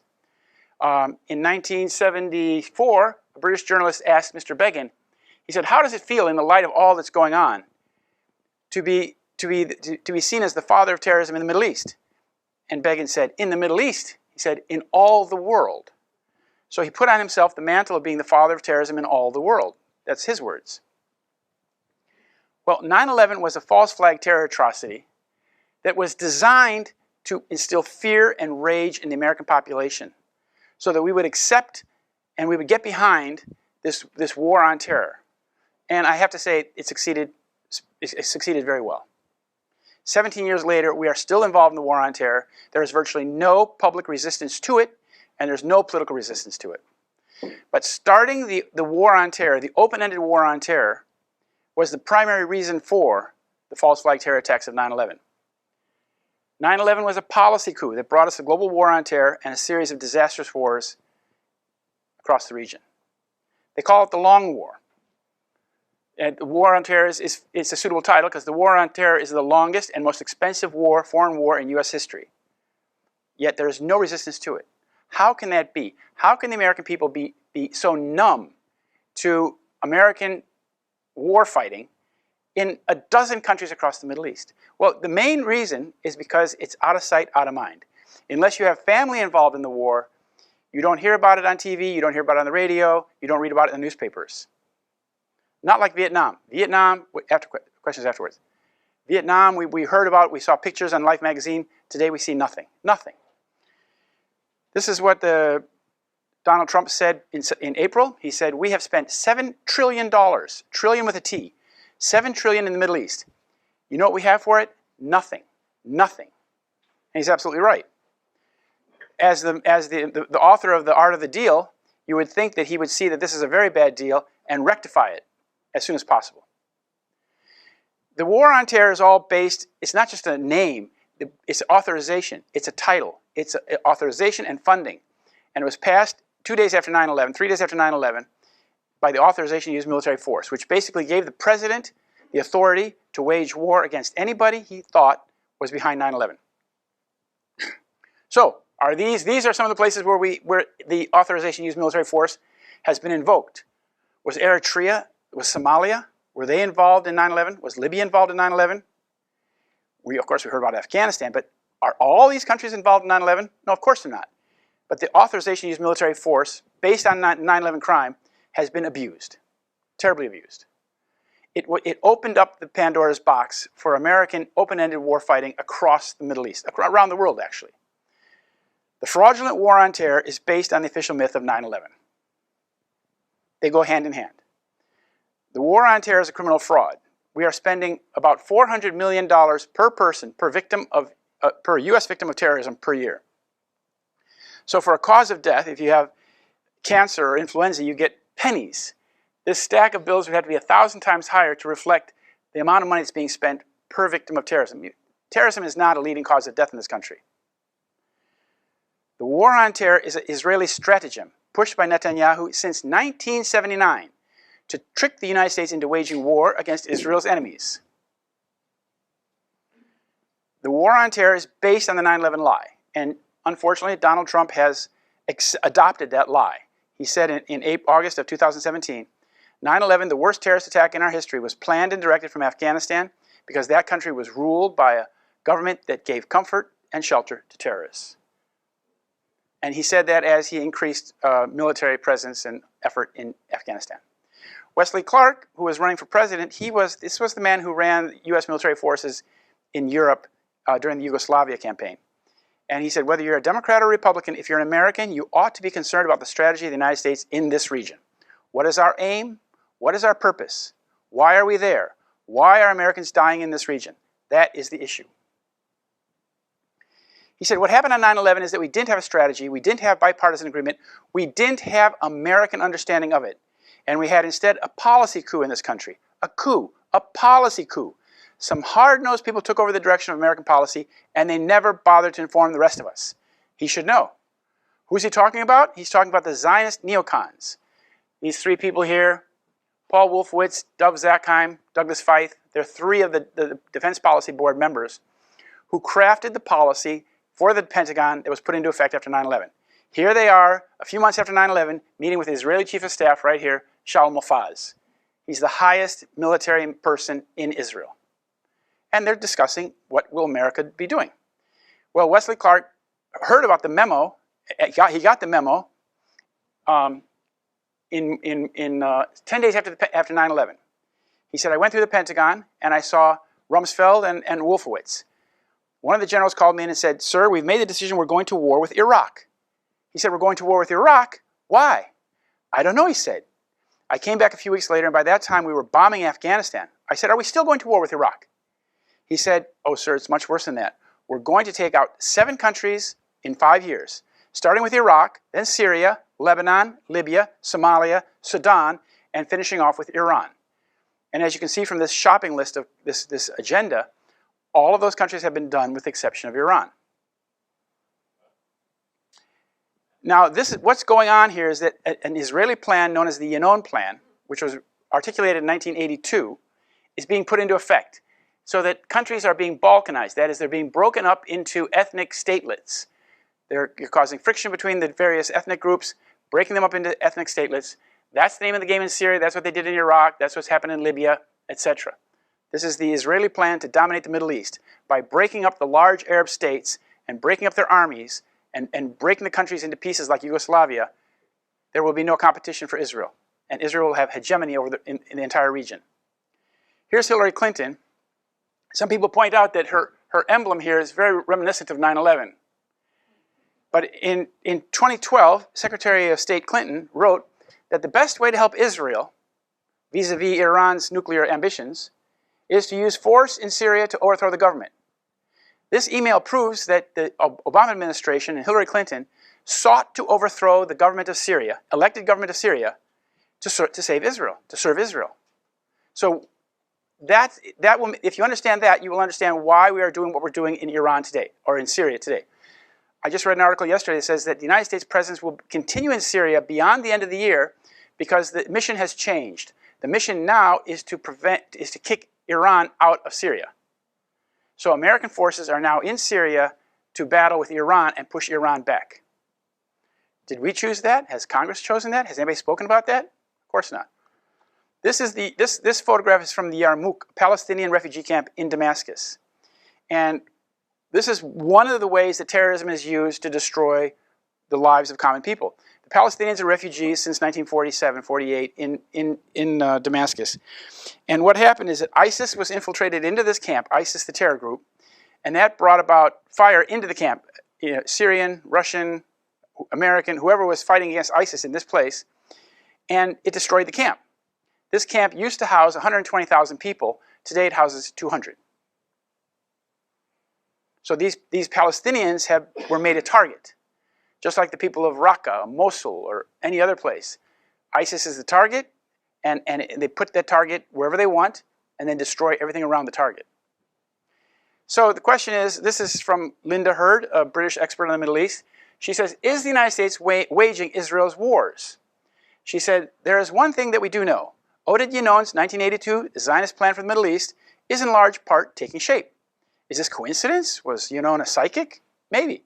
She says, alternatively, we in the West are victims of a long-held agenda, not of our making, and without a doubt, not in our interest. So we're waging war for another entity, for another nation, for another interest that's not ours. And we're paying for it. Our sons and daughters are fighting it. And this is the partition of Palestine. When it happened in 1947, Menachem Begin rejected it. He said, Jerusalem was and will forever be our capital. And Eretz Israel will be restored to the people of Israel. All of it and forever. This is to give you an idea what Eretz Israel means. It means the land of Israel. And according to people like Menachem Begin, it extends from the Nile River to the Euphrates. And this area right here is the Kurdish area, which happens to be occupied by the United States. This is all Syria right here. This is where the United States is occupying 1/3 of Syria. These are the various ethnic communities, religions, factions in Iraq and Syria. And from the Yinon plan, Yinon said the dissolution of Syria and Iraq is Israel's primary target on the Eastern Front. The dissolution of the military power of these states serves as the primary short-term target. This is exactly what we did when we went to Iraq in first in 1991 and then again in 2003. We destroyed the Iraqi military. If you remember, one of the first things that happened is when we got into Iraq, we disbanded the entire military, sent everybody home. No more jobs, no entitlements, nothing. So the military went away. And in Syria, we've been trying to do the same thing for the last 7 years. Now, this is another break in the here. This area here, Periwinkle, is the area of the Kurds, and this area is where most of the oil is. And the United States and Israel are supporting the Kurdish independence. This area here in northern Iraq, and this is part of northern Syria. And in pursuing that, the largest holder of the reserves in this Kurdistan area of Iraq is a company called Janel Energy, which is a Rothschild company. So they're going after the strategic assets. And these two cities, Mosul and Raqqa, were targets of the American anti-terrorist attacks last summer, which destroyed those cities, destroyed them. Here's Mosul in June of 2017, the great mosque of Al-Nuri, destroyed in the Battle of Mosul. The Americans put our artillery around the cities and just pounded them for months. And that has a price. Here's Syria, the other city in Raqqa, in Syria, October 2017. At least half the city is totally destroyed. Now here you have to understand that these are on the edge of the Kurdish area, but these cities are, Mosul is the second biggest city in Iraq. They contained a lot, they were inhabited by a lot of Sunni Muslims. And that's why they were pounded. So we said we were fighting ISIS, but under the pretext of fighting ISIS, we destroyed the cities and pushed a lot of people into become refugees. The northern part of both Iraq and Syria are peopled by the Kurds, and this was the leader of the Kurdish movement in Iraq. He resigned shortly after his failed attempt to separate the country. But I'm showing you the relationship with Israel. Here's his father, Mustafa, meeting with the Mossad chief in 1966. Here's his father in Israel meeting with Moshe Dayan. And this is the Israeli flag flying along with the Kurdish flag in a protest or a rally in Erbil. So 9/11 happened. We were very quickly given this narrative, I call it the Zionist narrative, about what happened. And the media has imposed on the public a false story that radical Islamic terrorists were to blame for 9/11. Now, the only way to liberate ourselves and our nations from the madness that we're currently in for 17 years is to expose and understand the true source of the terrorism. If you go away from this presentation, or if you believe that Muslims did 9/11 with all nanothermite and destroying the buildings and fooling the US military, then you will support the logic of war. If you understand we've been deceived about 9/11, the logic of war evaporates. What happened on 9/11 is that the media and the government declared it to be an act of war. Now that's a very important legal term because that meant that there would not be a criminal investigation, but rather we would treat it as an act of war by 19 Arabs who happened to be supposedly coming from Afghanistan. And based on that logic, we went to war in Afghanistan. But Larry Johnson, speaking about the terrorists or the alleged terrorists in Florida, he is a former director of counterterrorism in the State Department. He said, "We don't have anything in history to compare with this. The only thing that comes close to it is a former Soviet intelligence operation." Because these are the 19 alleged hijackers, but 15 of them lived in Florida, where many of them had been issued duplicate licenses. Others had passports had been stolen, which meant that somebody was using their identity for them and leaving behind a trail in their name. And we now know from the BBC News shortly after 9/11 that I think 7 of them were alive and well after 9/11. And they said, my picture's being used, my name's being used, but I'm fine. I'm alive. So that raises the question. If at least 7 of the hijackers were still alive after 9/11, who were the people playing the roles of the real hijackers? Were there real hijackings? Was it all a show? Well, about the 19 hijackers, Robert Mueller, who was then head of the CIA, FBI, excuse me, said in September 2002, he said, there is no legal proof to prove the identities of the suicidal hijackers. Now, this is an old Mossad trick. If you read the book, The Little Drummer Girl, you'll see that the Mossad tells the actress who's leaving a trail for a Palestinian, the Mossad man tells to the woman, the actress, terror is theater. Theater's a con trick. Do you know what that means? Con trick? You've been deceived. And that's what we are as a nation. The whole deception is meant to deceive us. I went to Germany after 9/11, shortly after, because I knew it was dangerous to be pointing out the lies of the government story when the government was going to war. So I went to Germany for a couple of years and worked out of Berlin. And I spoke to some of the former German intelligence agents, heads, chiefs, and they told me, this guy told me that it looked like a Hollywood production. And he talked about the deathly precision and the magnitude of planning would have required years of planning. And the absence of leaks, he said, was further indication that the attacks were state-organized actions. So what state are we talking about? Another German guy, Andreas von Bülow, told me without hesitation, it's Israel, Mossad. But when I wrote that in my newspaper, he was a little bit surprised because he said that he told that to every journalist in Germany, but it had never been printed. And he thought it wouldn't be printed in my paper as well, but it was printed. So I'm going to point out some of the key connections, Israeli connections to 9/11. One of the first ones is that when Israel was becoming a state in 1948, before it became a state, the Joint Chiefs of Staff did 13 papers about what this would mean for the American military. And they wrote in the 13th paper that the Zionist strategy will seek to involve the U.S. in a continuously widening and deepening series of operations intended to secure maximum Jewish objectives. And the maximum Jewish objectives were the expansion of Eretz Israel, that means the land of Israel, into Jordan, Lebanon, and Syria, and the establishment of Jewish military and economic hegemony over the entire Middle East. Well, this is what's going on today, and this is what the United States is facilitating. This is the short list of Israeli terrorism attacks prior to 9/11. In 1944, they killed the British minister Lord Moyne in Cairo. This was done by Lehi, or the Stern Gang. In 1946, they sent letter bombs to British officials, including the foreign minister Ernst Bevin. In 1946, they bombed the King David Hotel, killing 93 people. That was British Mandate headquarters. It was under the British at that time. In 1947, Irgun placed a bomb at the Colonial Office in London, which failed to detonate.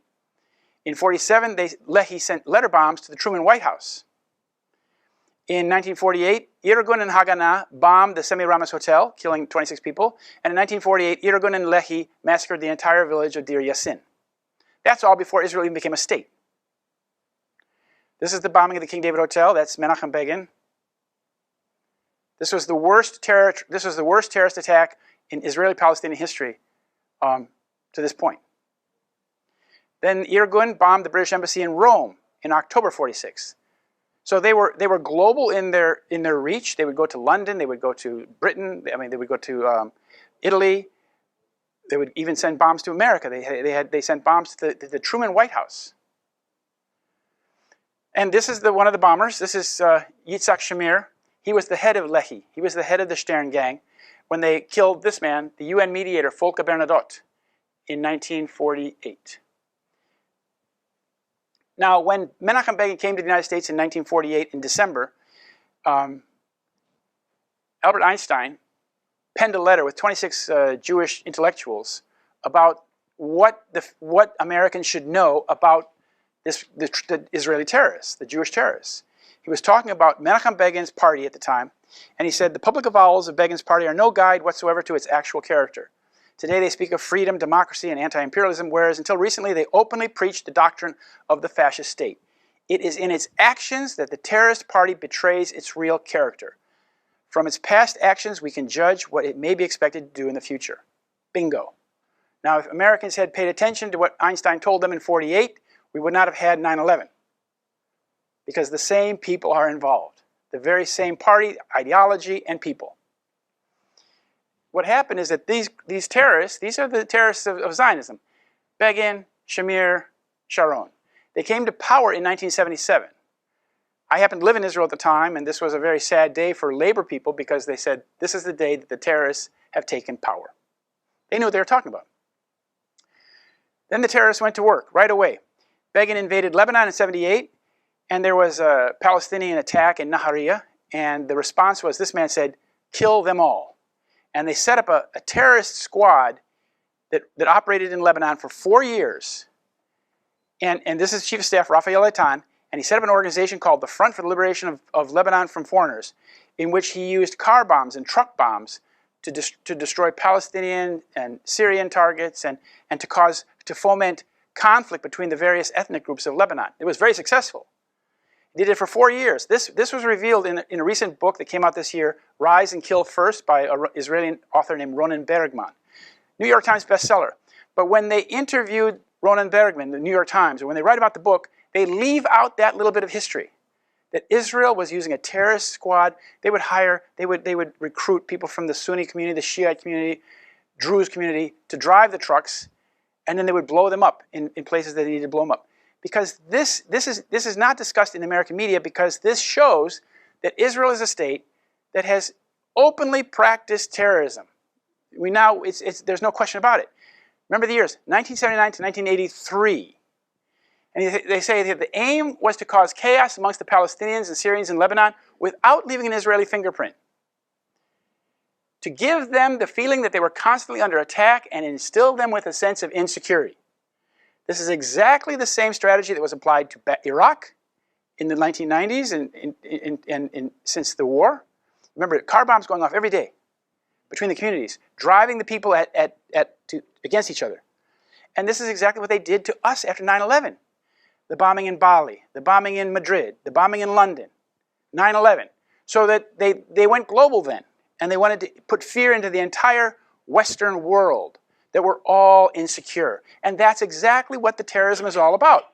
They want us to feel insecure so that we will support their war agenda. Then in 1983, a nondescript group that had never been heard of before bombed U.S. Marine barracks in Beirut, killing 241 Marines. Caspar Weinberger, Defense Secretary at the time, said there is no knowledge, we have no knowledge about who did the bombing. This is exactly the same time that Israel was doing exactly this. And we now know from Victor Ostrovsky, who wrote, Mossadnik, who wrote about Mossad's actions in a book by Way of Deception, he said that Mossad knew the specific time and location of the bombing, but only gave the U.S. skimpy general information, which was worthless. So they knew about the bomb, they knew what it was going to be, where it was going to be, what the truck looked like, but they didn't tell us. That's like either let it happen on purpose or made it happen on purpose. And it's the worst, it's the largest loss of life among the U.S. Marines since Iwo Jima. Here are a couple of Israeli terrorists from the 1950s. This is Shimon Peres, Pinhas Lavon, and Moshe Dayan. These two characters play a big role in Israeli history, especially in the use of false flag terrorism.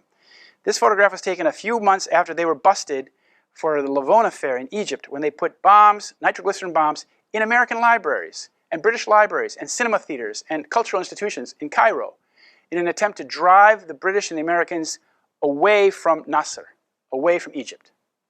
But they were caught, and they're still smiling. Shimon, after it was discovered by the Prime Minister at the time, Moshe Sharett, he said that Shimon Peres shares the same ideology as Pinhas Lavon. He wants to frighten the West into supporting Israel's aims.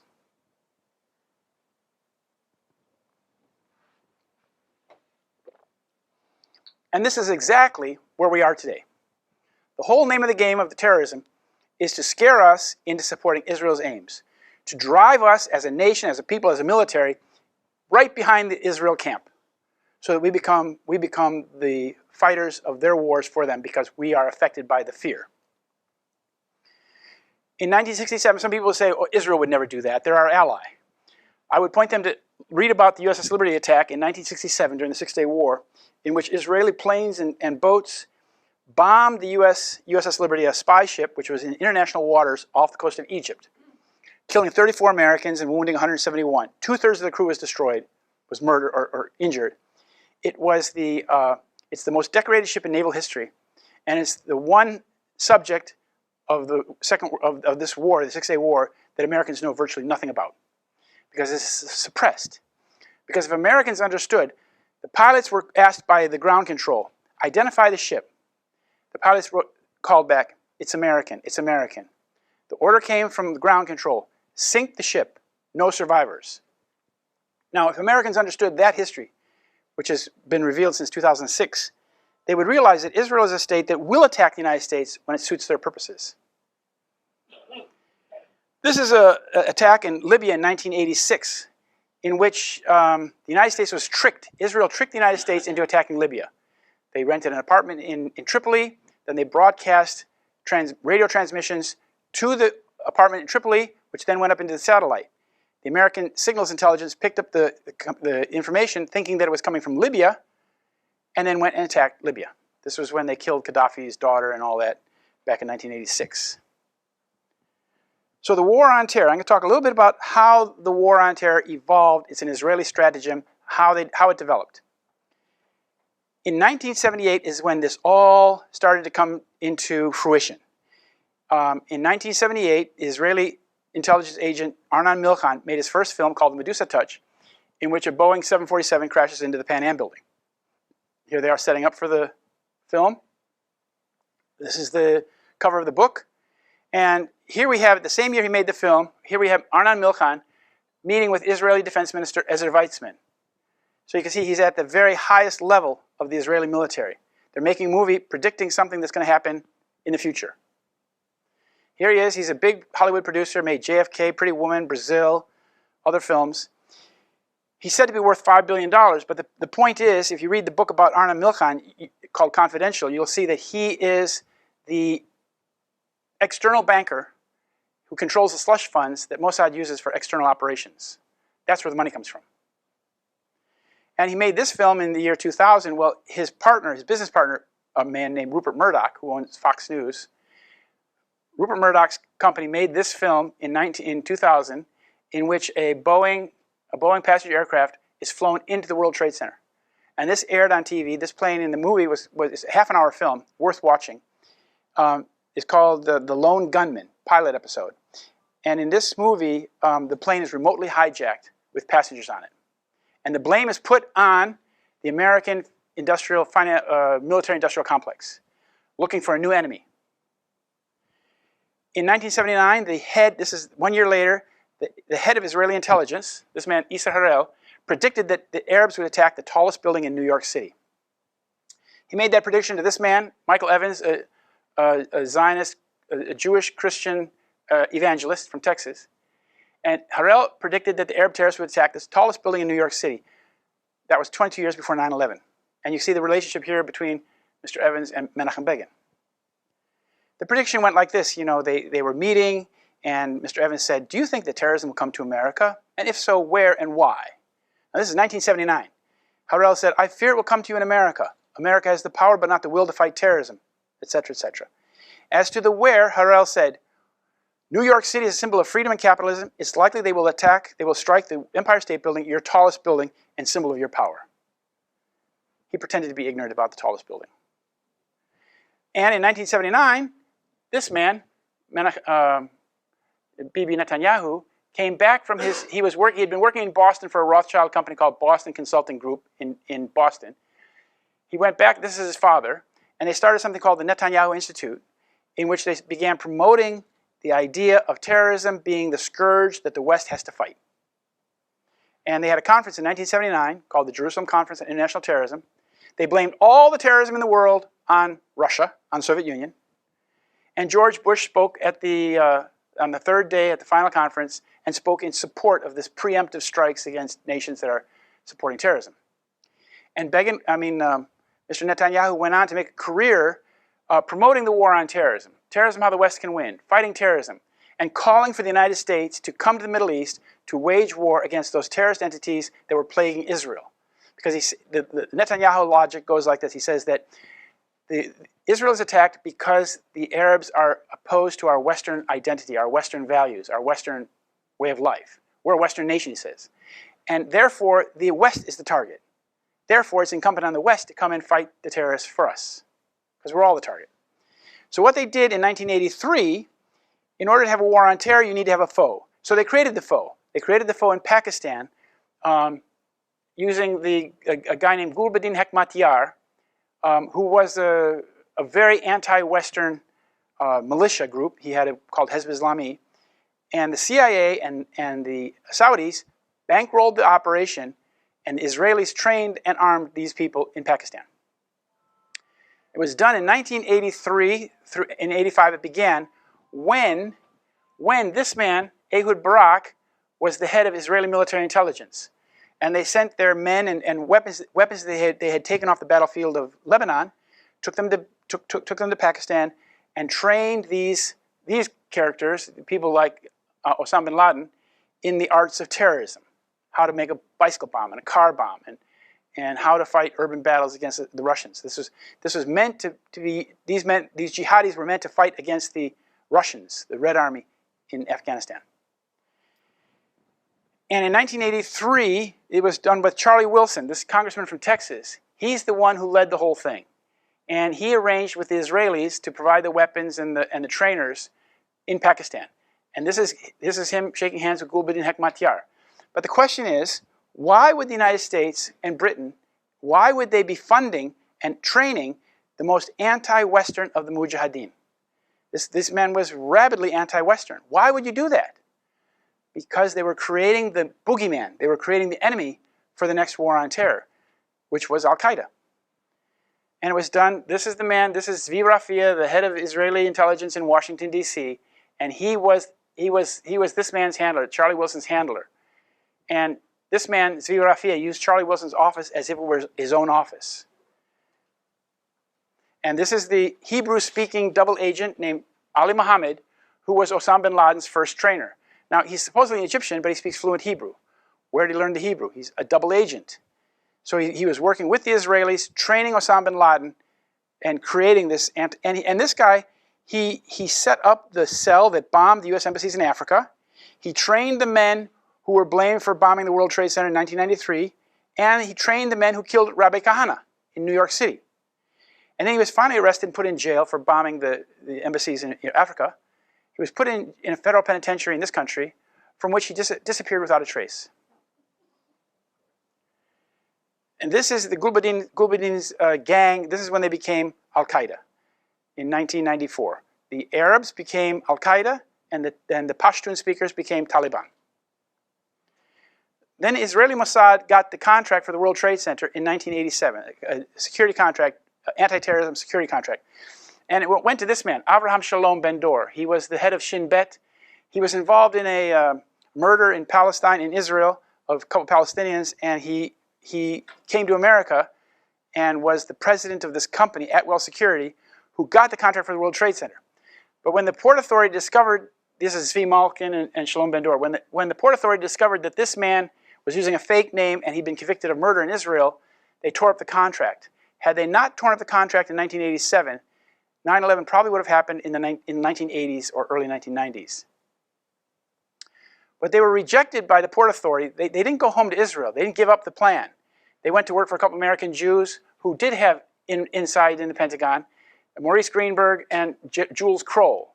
And Jules Kroll had a company called Kroll Associates who got the security contract for the World Trade Center in 1993 after the first bombing. And at that point, Shalom Ben-Dor was working for him. And in 1992, this son of a terrorist, this is Rami Emanuel, mayor of Chicago right now. His father was a member of that Stern gang, the Leahy gang. This man became the senior advisor to Bill Clinton. This is the guy that set up the whole Lewinsky thing, but he was also instrumental. He was the Mossad's man in the White House, so that he made sure that the right people got appointed to the bench, the right appointments were made under Clinton to make the 9/11 project move forward. And his father was a member of Leahy. He served in the Israeli army, yet he was the senior advisor to the White House. This is the 1993 bombing of the World Trade Center. And in this case, Michael Chertoff was the U.S. Attorney for the District of New Jersey. He played a key role in the prosecution in which Muslims were blamed for the bombing. 6 people were killed. Chertoff oversaw the prosecution, and Judge Mukasey oversaw the actual trial. And in the trial, the FBI, who was involved in actually making the truck bomb, they paid this man $1 million. This is another Egyptian colonel. This man was the guy who ran the sting operation in which these guys were stung. And he used wires and recorded so that they became indictable. And he testified he was paid $1 million. This guy, Imad Salam, was paid $1 million to testify against these other fellows that he had rounded up. And then he went into the witness protection program, you know, new name, new face. And then this ideation of the war on terror, or of the 9/11, came out in this article in Foreign Affairs, in which Philip Zelikow, John Deutsch, and Ashton Carter wrote about catastrophic terrorism, how this would be something that could happen next month. And in this article, they had a study group. They imagined the transforming event. They imagined the event like 9/11 that would change America fundamentally, change our policies, our foreign policy, our domestic policy, change the nation. This was printed in Christmas 1998. Two of the authors, Ashton Carter and John Deutsch, worked for a company called Global Technology Partners, which is an exclusive affiliate of Rothschild North America. I point out these Rothschild connections because there are, throughout the entire saga, you find that one step removed from the crime, you find a Rothschild connection. And the Rothschilds are, of course, the bankers that control our Federal Reserve System and other countries' central banks. So 9/11, the new Pearl Harbor. The Zionist neocons had called for a new Pearl Harbor in order to effect the change they needed to see. This is the Project for a New American Century, run by the Kagan family. These are some of the signatories to the document. And they had imagined that this revolutionary change that they saw turning America into the global police force would require a catastrophic and catalyzing event like a new Pearl Harbor. And in 2001, an Israeli Mossad company, Rothschild company, called ICTS, controlled security at the US airports. And these are the three principals. Here is Yitzhak Shamir's son, Yair Shamir. This is Kuckerman, and this is Boaz Harel. They ran the company that either let these guys on the airplane or didn't. But their company was excused from the process, and so we'll never know unless we have some change in the attitude about 9/11. And then in July 2001, Zionists, that's strong supporters of Israel, got the lease for the World Trade Center.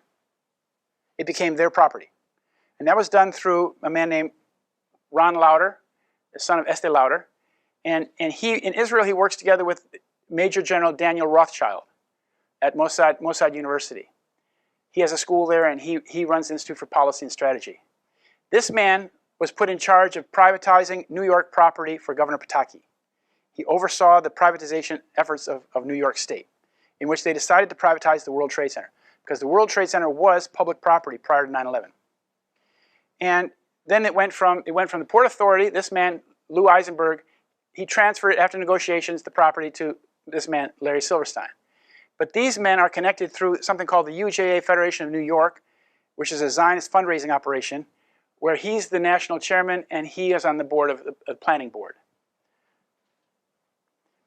And again, Larry Silverstein, the man who got the World Trade Center lease for 99 years, is this man here. He had weekly phone calls every Sunday afternoon with Benjamin Netanyahu. Then in July 24th, 2001, he got the keys to the front door of the World Trade Center. This is what was left 5 weeks later. On 9/11, Ehud Olmert, Israel's deputy prime minister, was on a secret visit to New York City. This was taken about 2 weeks later, but he was there on September 10th and September 11th in New York City. Here he is with Netanyahu. By the way, he wound up spending a couple years in jail recently for bribery. Here he is after he came back from his 10 days away in Israel. He came back to the United States, and since New York City and Jerusalem are sister cities, and he was the mayor of Jerusalem and the deputy prime minister of Israel, he acted like the big brother to Rudy Giuliani. But on September 11th, when all civilian flights were grounded in this country, one full El Al Boeing 747 took off from JFK bound for Tel Aviv. The flight departed at 4:11 with U.S. military officials on the scene, authorizing and clearing the flight for takeoff. Who was on that plane? Well, obviously, Ehud Olmert was one of the people on the plane. This is about the put options. You may have heard about the put options that in which people profited by knowing that the stocks of the airlines and insurance companies would tank on 9/11. and the 95% of these options were put by this man's former company. Now, this man is Buzzy Krongard, and on 9/11 he was executive director of the CIA. But before he became executive director of the CIA, he was the director of Alex Brown, the company that placed the put options. And here's the relationship between Alvin Krongard and his wife, and his wife works directly with Rothschild Asset Management. And then there were thousands of Israelis who were warned about 9/11, and there were 4,000 who were expected to have been at the World Trade Center that day or the Pentagon. And that comes from the U.S. That comes from the Israeli Foreign Ministry. That's not Arab propaganda. It's from the Israeli Foreign Ministry. And apparently they got the message through a system called Odigo, which warned people who had that Israeli system of messaging not to go to the World Trade Center that day. The message went out. The warning message went out about 2 or 3 hours before it happened. It warned people not to be at the World Trade Center at 8:45 because all hell would break loose. So apparently, of those 4,000 Israelis who avoided harm got the message. They got the memo. And then there were these 5 dancing Israelis who were seen celebrating and high-fiving the attack at the World Trade Center before the first plane struck. They were on the New Jersey side of the river, and they were photographing and high-fiving, and they were observed, and they were arrested on the afternoon of 9/11. It was written about in the New Jersey newspapers, but it was not reported in any other paper outside of New Jersey. The 2 men that did not appear, they're on a TV show, these 3 guys are on a TV show. They said, we're not Mossad. No, because the 2 Mossad guys are sitting in the audience. The Kurtzberg brothers were sitting in the audience because they could not go up on the stage and say, we're not Mossad. They are Mossad. And U.S. law enforcement knew it from the minute they arrested these guys, that they're Mossad. And one of the guys, this is one of the minions, he said, our purpose was to document the event. Here's the head of the company, behind these Foster Grants here, Dominic Suter. He fled the country on the 12th or the 13th, and when the FBI went to get him again, he was gone. And this is one of the trucks of their company. They had this truck that was reported by New York police, Urban Moving Systems. It wasn't a moving company at all, it was a front company. It was set up to facilitate the 9/11 attacks. And they had this truck with the picture of the World Trade Center being struck by a plane. Now on 9/11, when it happened in the studio, the London studio of the BBC World Television, the largest English-speaking broadcasting in the world, who was there except Ehud Barak, ready to give the interpretation. Remember, the General Wesley Clark said we did not have American understanding of it. No, what he's implying is that we had a foreign country's understanding of it. We had Israeli understanding.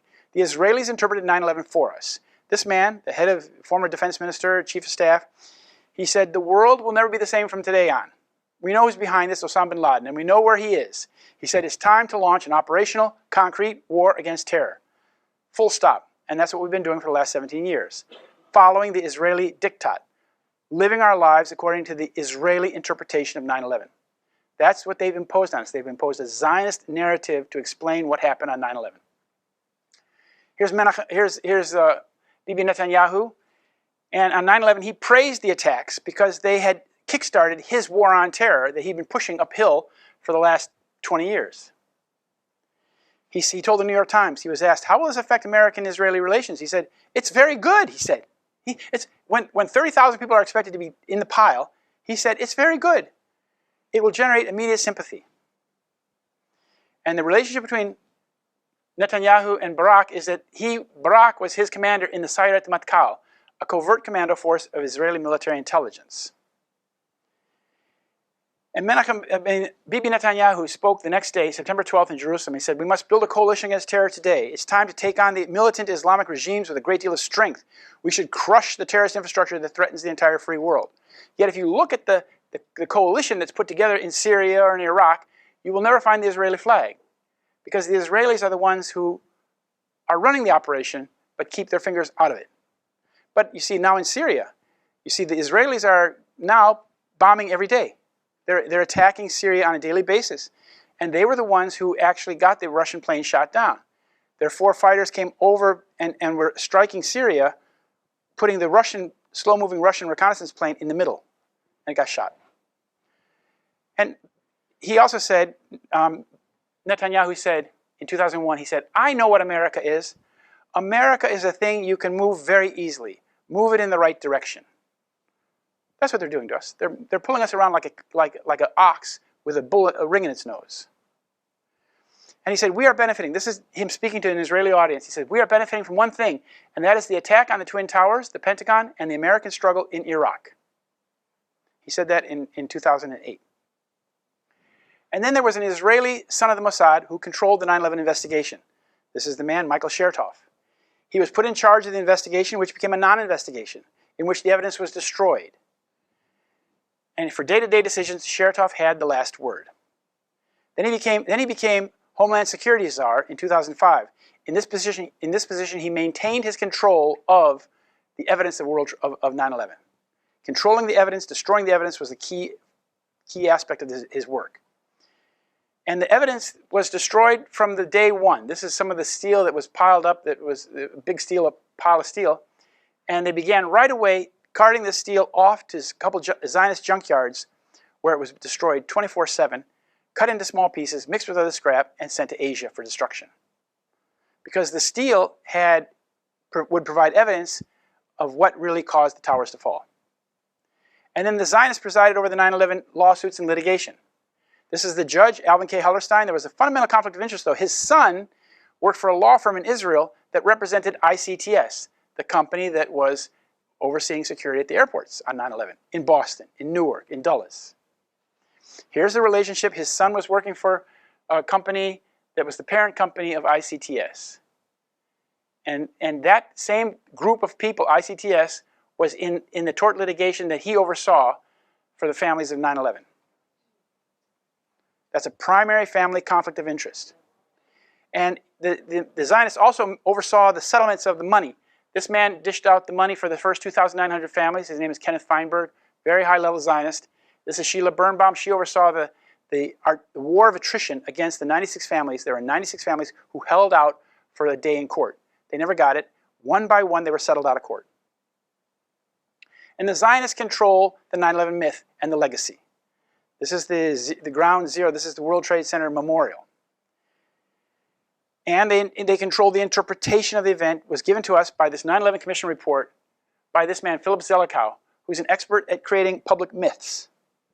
And he came to the table as executive director of the commission with a complete outline already finished before the staff even began working. So he had prepared the myth in advance. Then they would pick information that they would put into the myth to make it work. But the people who worked on the council, on the 9/11 Commission, like the senior counsel, John Farmer, said that what government and military officials told Congress, the commission, the media, and the public about who knew what when was almost entirely and inexplicably untrue. Here are the co-chairmen of the commission report. They said, to this day, we don't know why NORAD told us what they told us. It was just so far from the truth. So these are the people who actually wrote the report or worked on the report, telling you that it's a pack of lies. Then the Israelis constructed the memorial, the legacy, where the kids go in the school buses and get the walk around and go to the museum. The World Trade Center Memorial was designed by an Israeli, this man here, Michael Arad, who's the son of Moshe Arad, the former Israeli ambassador to the United States. So from A to Z, from ideation to legacy, it's all been an Israeli project. For 17 years, the media has given us this story, a false narrative about 9/11 and the war on terror, all the while suppressing real evidence that disproves the official myth, like the molten metal that poured off the building, like the molten metal that was found in the basement of the World Trade Center, like the tiny droplets of molten iron that were found in the dust. Because the attitude of the media has been this. This is from 3 years later, New York Times. In the 3 years since 9/11, we've begun to understand that it's possible to know what happened without knowing what happened. That's their position. We don't need to know. Now, if the government and media are lying to us about 9/11, it means they are controlled by the same people who carried out 9/11. That is our political predicament today. Our government and media are controlled by the people who carried out 9/11. That gives you an idea of how evil this whole thing is. But they control our government. If they didn't control our government would be looking for the truth. If they didn't control the media would be investigating. But they don't. So the 6 crucial elements, this is the end of the program, the 6 crucial elements of the Zionist control of 9/11. I want to point out the hexagram star is not a Jewish symbol, it's a Zionist symbol. It was adopted by the First Zionist Congress in 1897 in Basel. First, they controlled law enforcement. Michael Chertoff oversaw the investigation, the non-investigation, and control of the evidence. and prosecution. He should have prosecuted the crime. Point two, they controlled the interpretation through the mass media of how the American people understood 9/11. Like Philip Zelikow wrote this commission report, and the media told us what had happened, their narrative, without proving it. Thirdly, litigation. As I said, Judge Alvin K. Hellerstein oversaw the tort litigation with a conflict of interest in which he excused the Israeli company, said, I don't know why you're here, you can go home, you're just the parent company. So they controlled those three things: investigation, interpretation, litigation. Then they controlled security at the airports on 9/11 and in the Twin Towers themselves. ICTS controlled airport security and passenger screening, and as I showed you, the Kroll Associates controlled security at the World Trade Center. Then they controlled our government at the time, and still do. The Zionist control of senior U.S. officials like Bush, Cheney, Rumsfeld, Ashcroft, and Rice. It comes that they're senior advisors. Like here's Condoleezza Rice, and here's her senior advisor. This is Philip Zelikow. This was the senior advisor to Cheney. This was Deputy Secretary of Defense.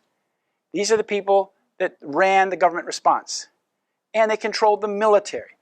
The Zionists had control over the Pentagon's Defense Policy Board through this cabal of guys called the Zionist neocons on the Defense Policy Board. They crafted the policy to overthrow 7 countries in 5 years. It's not an American interest. We have no interest in overthrowing Syria or Iraq or Afghanistan. We're doing this for somebody else. So you need to understand who we're doing it for if you want to understand why we're fighting. This shows you, this is, in the Bible, the 6-pointed star is often called the star of a diabolical entity called Remphan from Egypt or something like that. But this is to show you that there is evil in this. The 9/11 is a very, very evil thing, evil incarnate. And we have to remember that the people who are involved in the cover-up of 9/11 are themselves working for the evil. And this is written by Alan Zabrowski. He wrote this in 2009.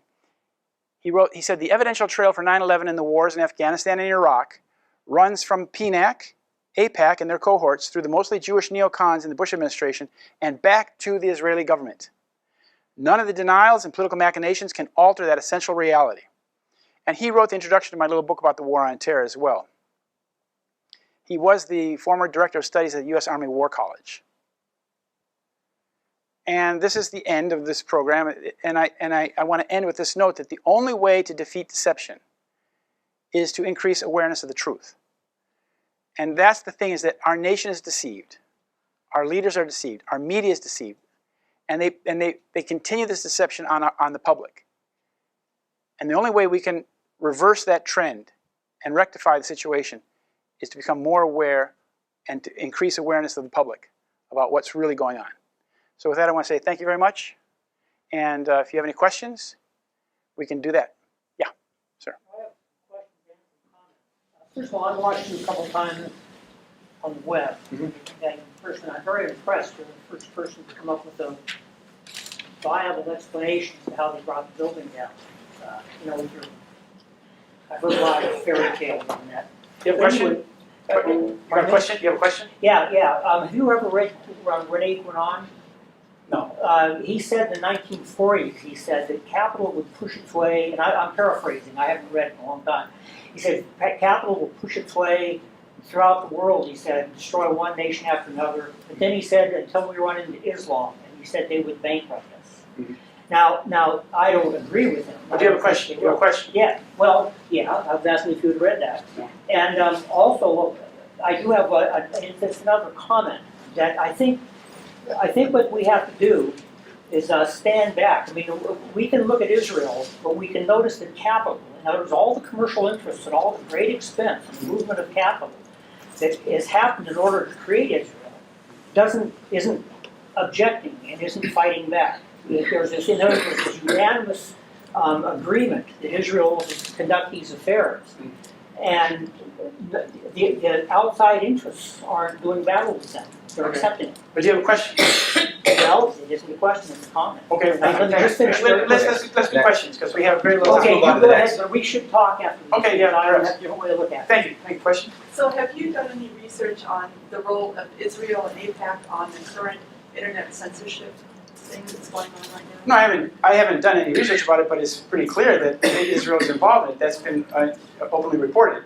That Israel is working to, they have a team of people who are working to censor the internet. Yeah, and that they're like leading in this effort. It's an Israeli operation. Sir. So they got their bad guys, their bad side. They're the bad people. Who are the good people that are fighting against these bugs? Well, the good people aren't fighting so much. The bad people, as I show in this presentation, I list them by name, by party, by ideology, because it's a mistake to think that all Israelis are behind this, for example, or all Jews. They're not. Jews are actually deceived into thinking that they must support Israel.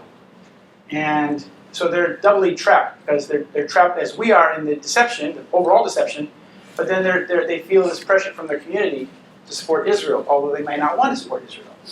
So they're doubly deceived. But the only people that are standing up against this openly are people in the 9/11 Truth movement. That's why I say 9/11 Truth is the peace movement. But as you can see, looking around this nation, it's very, very small. Because people in this country are intimidated. They're in fear. They're in fear of crossing the line. They're in fear of criticizing Israel. They're in fear of challenging the government. And we live in a very, very strange period in American history where American people are really afraid of their government. Not the other way around, as it should be. Question?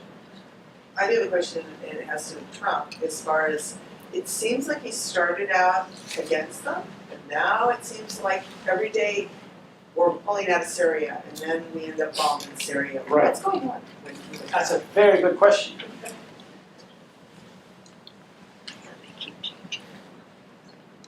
He was in Helsinki the other day with Putin on the stage, all lovey-dovey. We thought that this is great, a new chapter in American-Russian relations.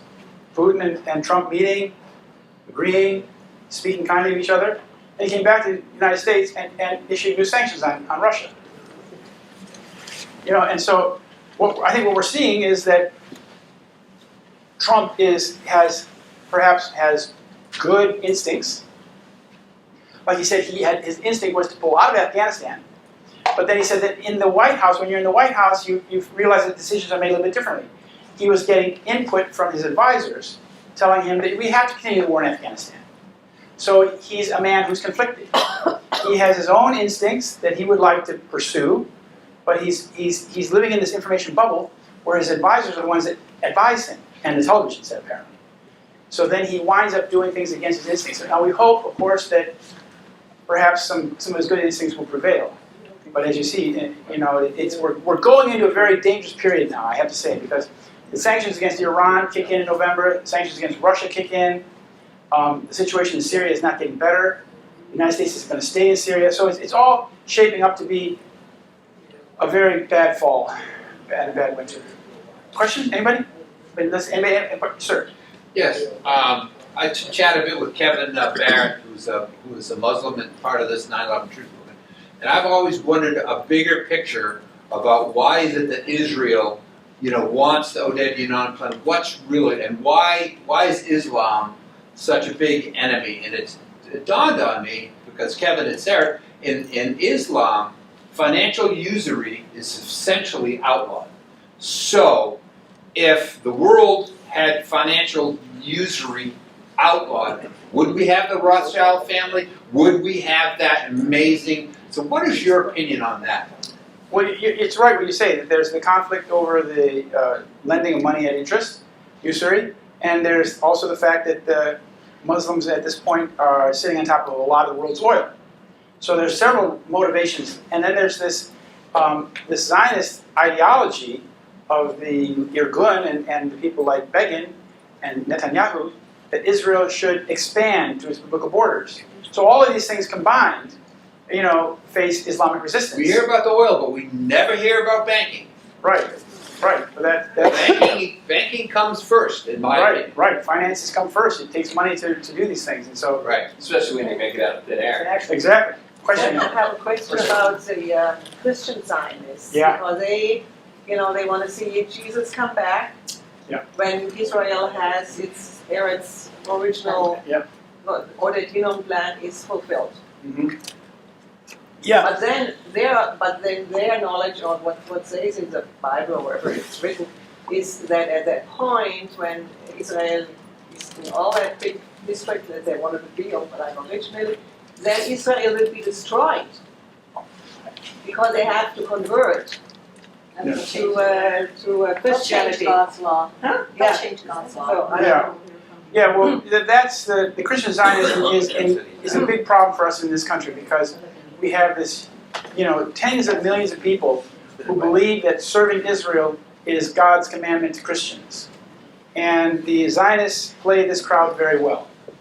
And Christian Zionists are big supporters of Mr. Trump, we're big supporters of Ronald Reagan, big supporters of George Bush, and it's all based on a false interpretation of the Bible. They read the Schofield Bible and reckon that that's the way it is. Yeah. I just want to mention, so I remember the picture on TV that George W. Bush, and what was a British minister again at that time? I forgot. Tony Blair. Tony Blair. They came out of the church with a Bible. He had sort of tears in their eyes when they decided we are going to go into invade Iraq. Oh, really? Yeah. That was on sort of kind of a local TV. It was not one of the main media.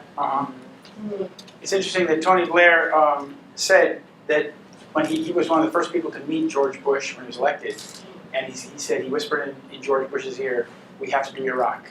Yeah. So their orders come from higher up. It's like the Rothschilds control Tony Blair, and whoever's British Prime Minister is controlled by the Rothschilds. And they have to do what they're told to do. It actually comes from the Crown of England. Okay. That's where it comes from. So Tony Blair influenced Bush then. Yeah. Bush's religious Yes. belief. Yes. Like Netanyahu said, America is something you can move very easily when you control the president. You got a question, sir? Yeah, I just, and being aware of truth, are you aware of two new videos that have come out? One about the war games that were going on by James Corbett, excellent video, and also the one about the holograms, no airplanes, it's a big show, holograms. I'll have to look at it. Yeah, those are excellent for people who get, and I put them on TV last night. Okay, thanks. Question? Was Lyndon Johnson Jewish? That's a good question. He may have been, if you read the books about Lyndon Johnson, he may have been, but he was certainly a member of a very small church that was very, very pro-Israel. His father told him, and some people think that he may be a crypto-Jew, but Lyndon Johnson was involved in early Zionist actions as congressman. When he was a congressman in the 1930s, he was involved in smuggling Jews from Poland, from Cuba, into Galveston, into Texas. And then he also, in the early 40s, he was sending weapons and hand grenades to Israel in boxes marked Texas grapefruit. So he was a very, very pro-Israel guy. And when USS Liberty was attacked, he called back the aircraft that were going to rescue the ship, saying, "I will not embarrass an ally." They also had to go from, instead of going to Crete, which was the closest seaport, he had to go 463 miles to Malta. Right. With the dying and the wounded and the 40-foot hole in the ship. Right. Good point.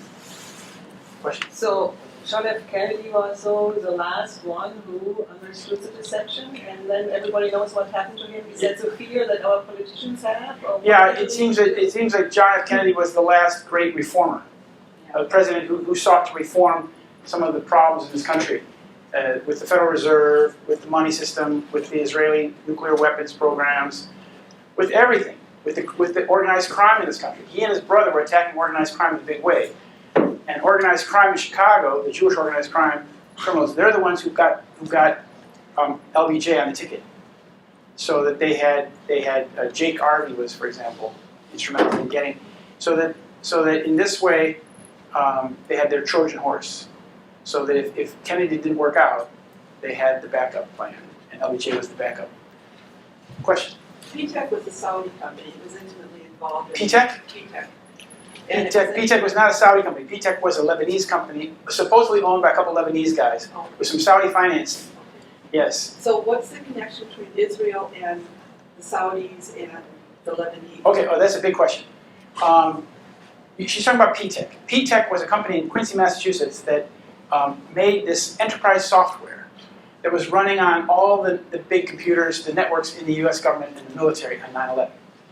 9/11 was a computer crime in that computer systems did not work, communications did not work, so that like the pilots, the rescue planes that came from Ordis Air Force Base in Massachusetts were supposed to go to New York City, but instead they wound up going out into the ocean and were ineffective in their response. So PTEC was this enterprise software company which enables a super user to know exactly what's going on in the entire network of an operation, computer network, in real time. PTEC was supposedly, it was an Arab front company. There were a couple of Arab Muslims from Lebanon who were the owners. But now, if this was an Arab Muslim company with Saudi terror financing, why would it be running on Pentagon computers, and White House computers, and IRS computers, and everything, all the computers? It was started up by in the startup of this company in 1994. There was a Jewish lawyer from Worcester, Massachusetts, and Michael Goff.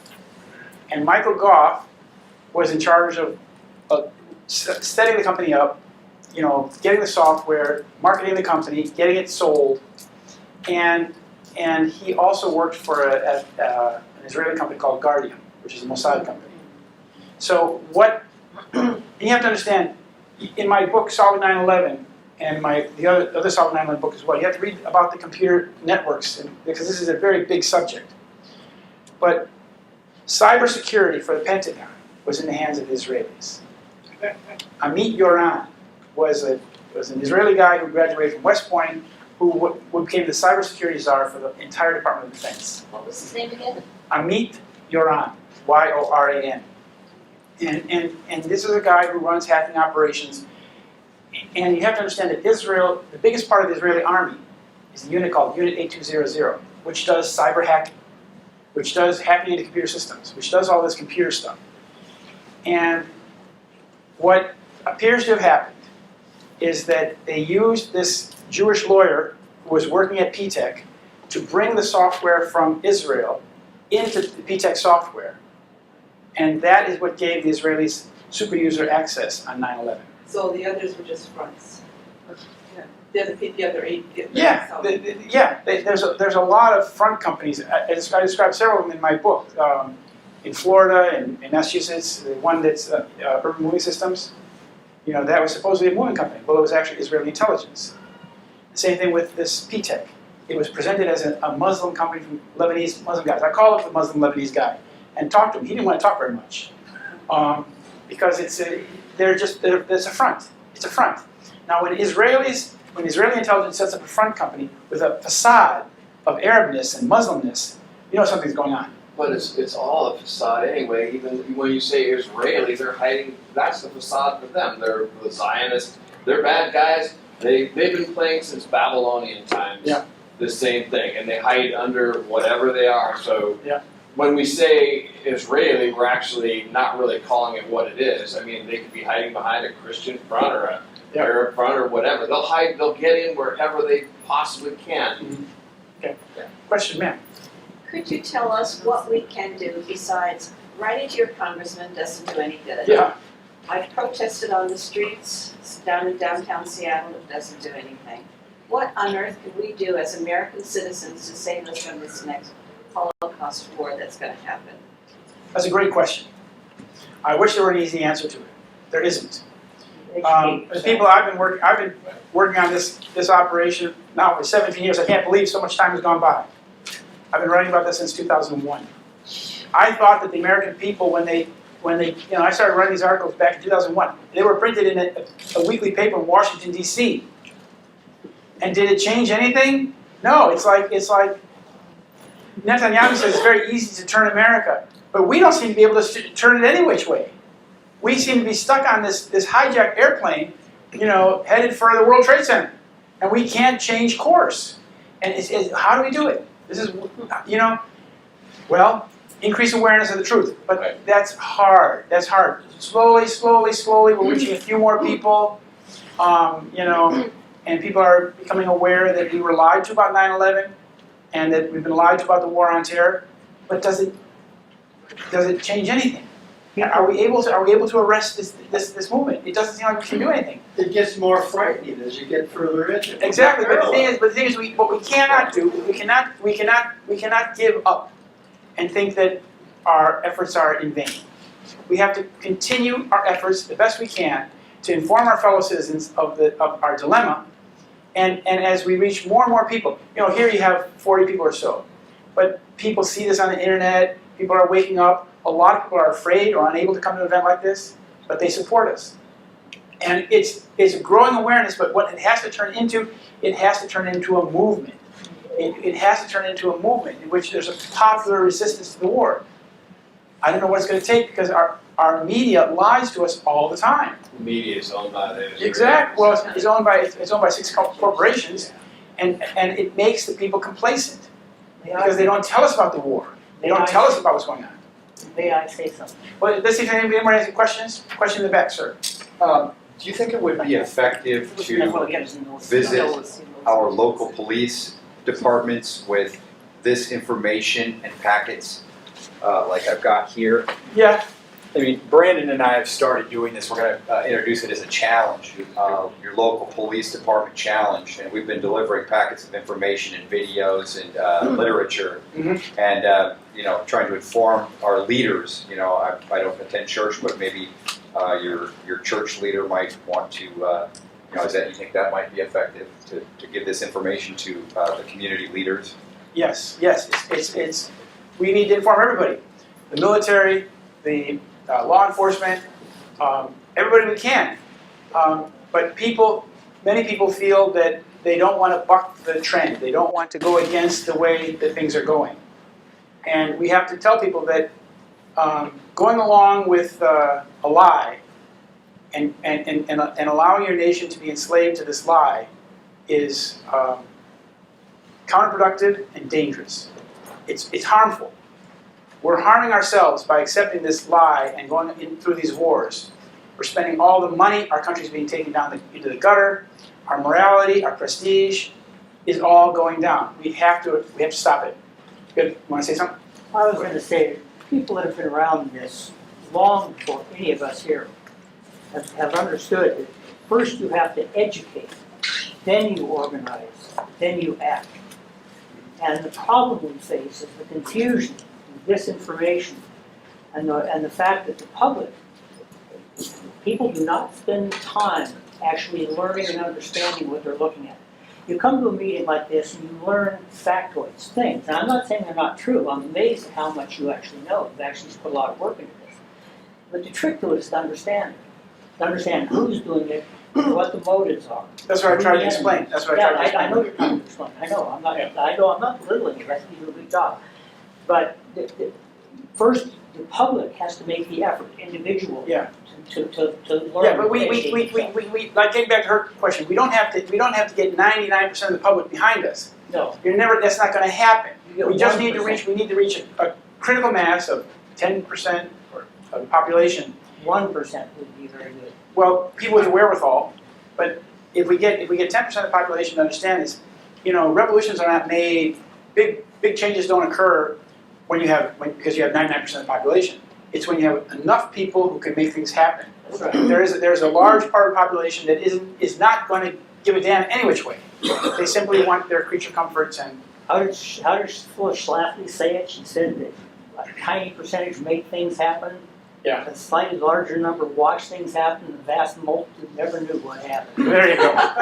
If anybody wants to help me, I'll be at Bothell UW campus tomorrow, passing out flyers. Thank you. So if anybody wants to join me, you're welcome to. It's at Bothell UW campus. What time? I'll be down there at about 9:30 a.m. Oh, you have a question? Yeah. What about the rest of the world? Do you have a sense that there's a growing awareness out there in the rest of the world where maybe the Zionists don't have quite as much influence over the mass media as they do here? Well, it's hard to judge because they don't do polls and things like that. Yeah. You know, they haven't done polls in this country since 2006. So it's hard to know what percentage of people in this country understand we've been lied to.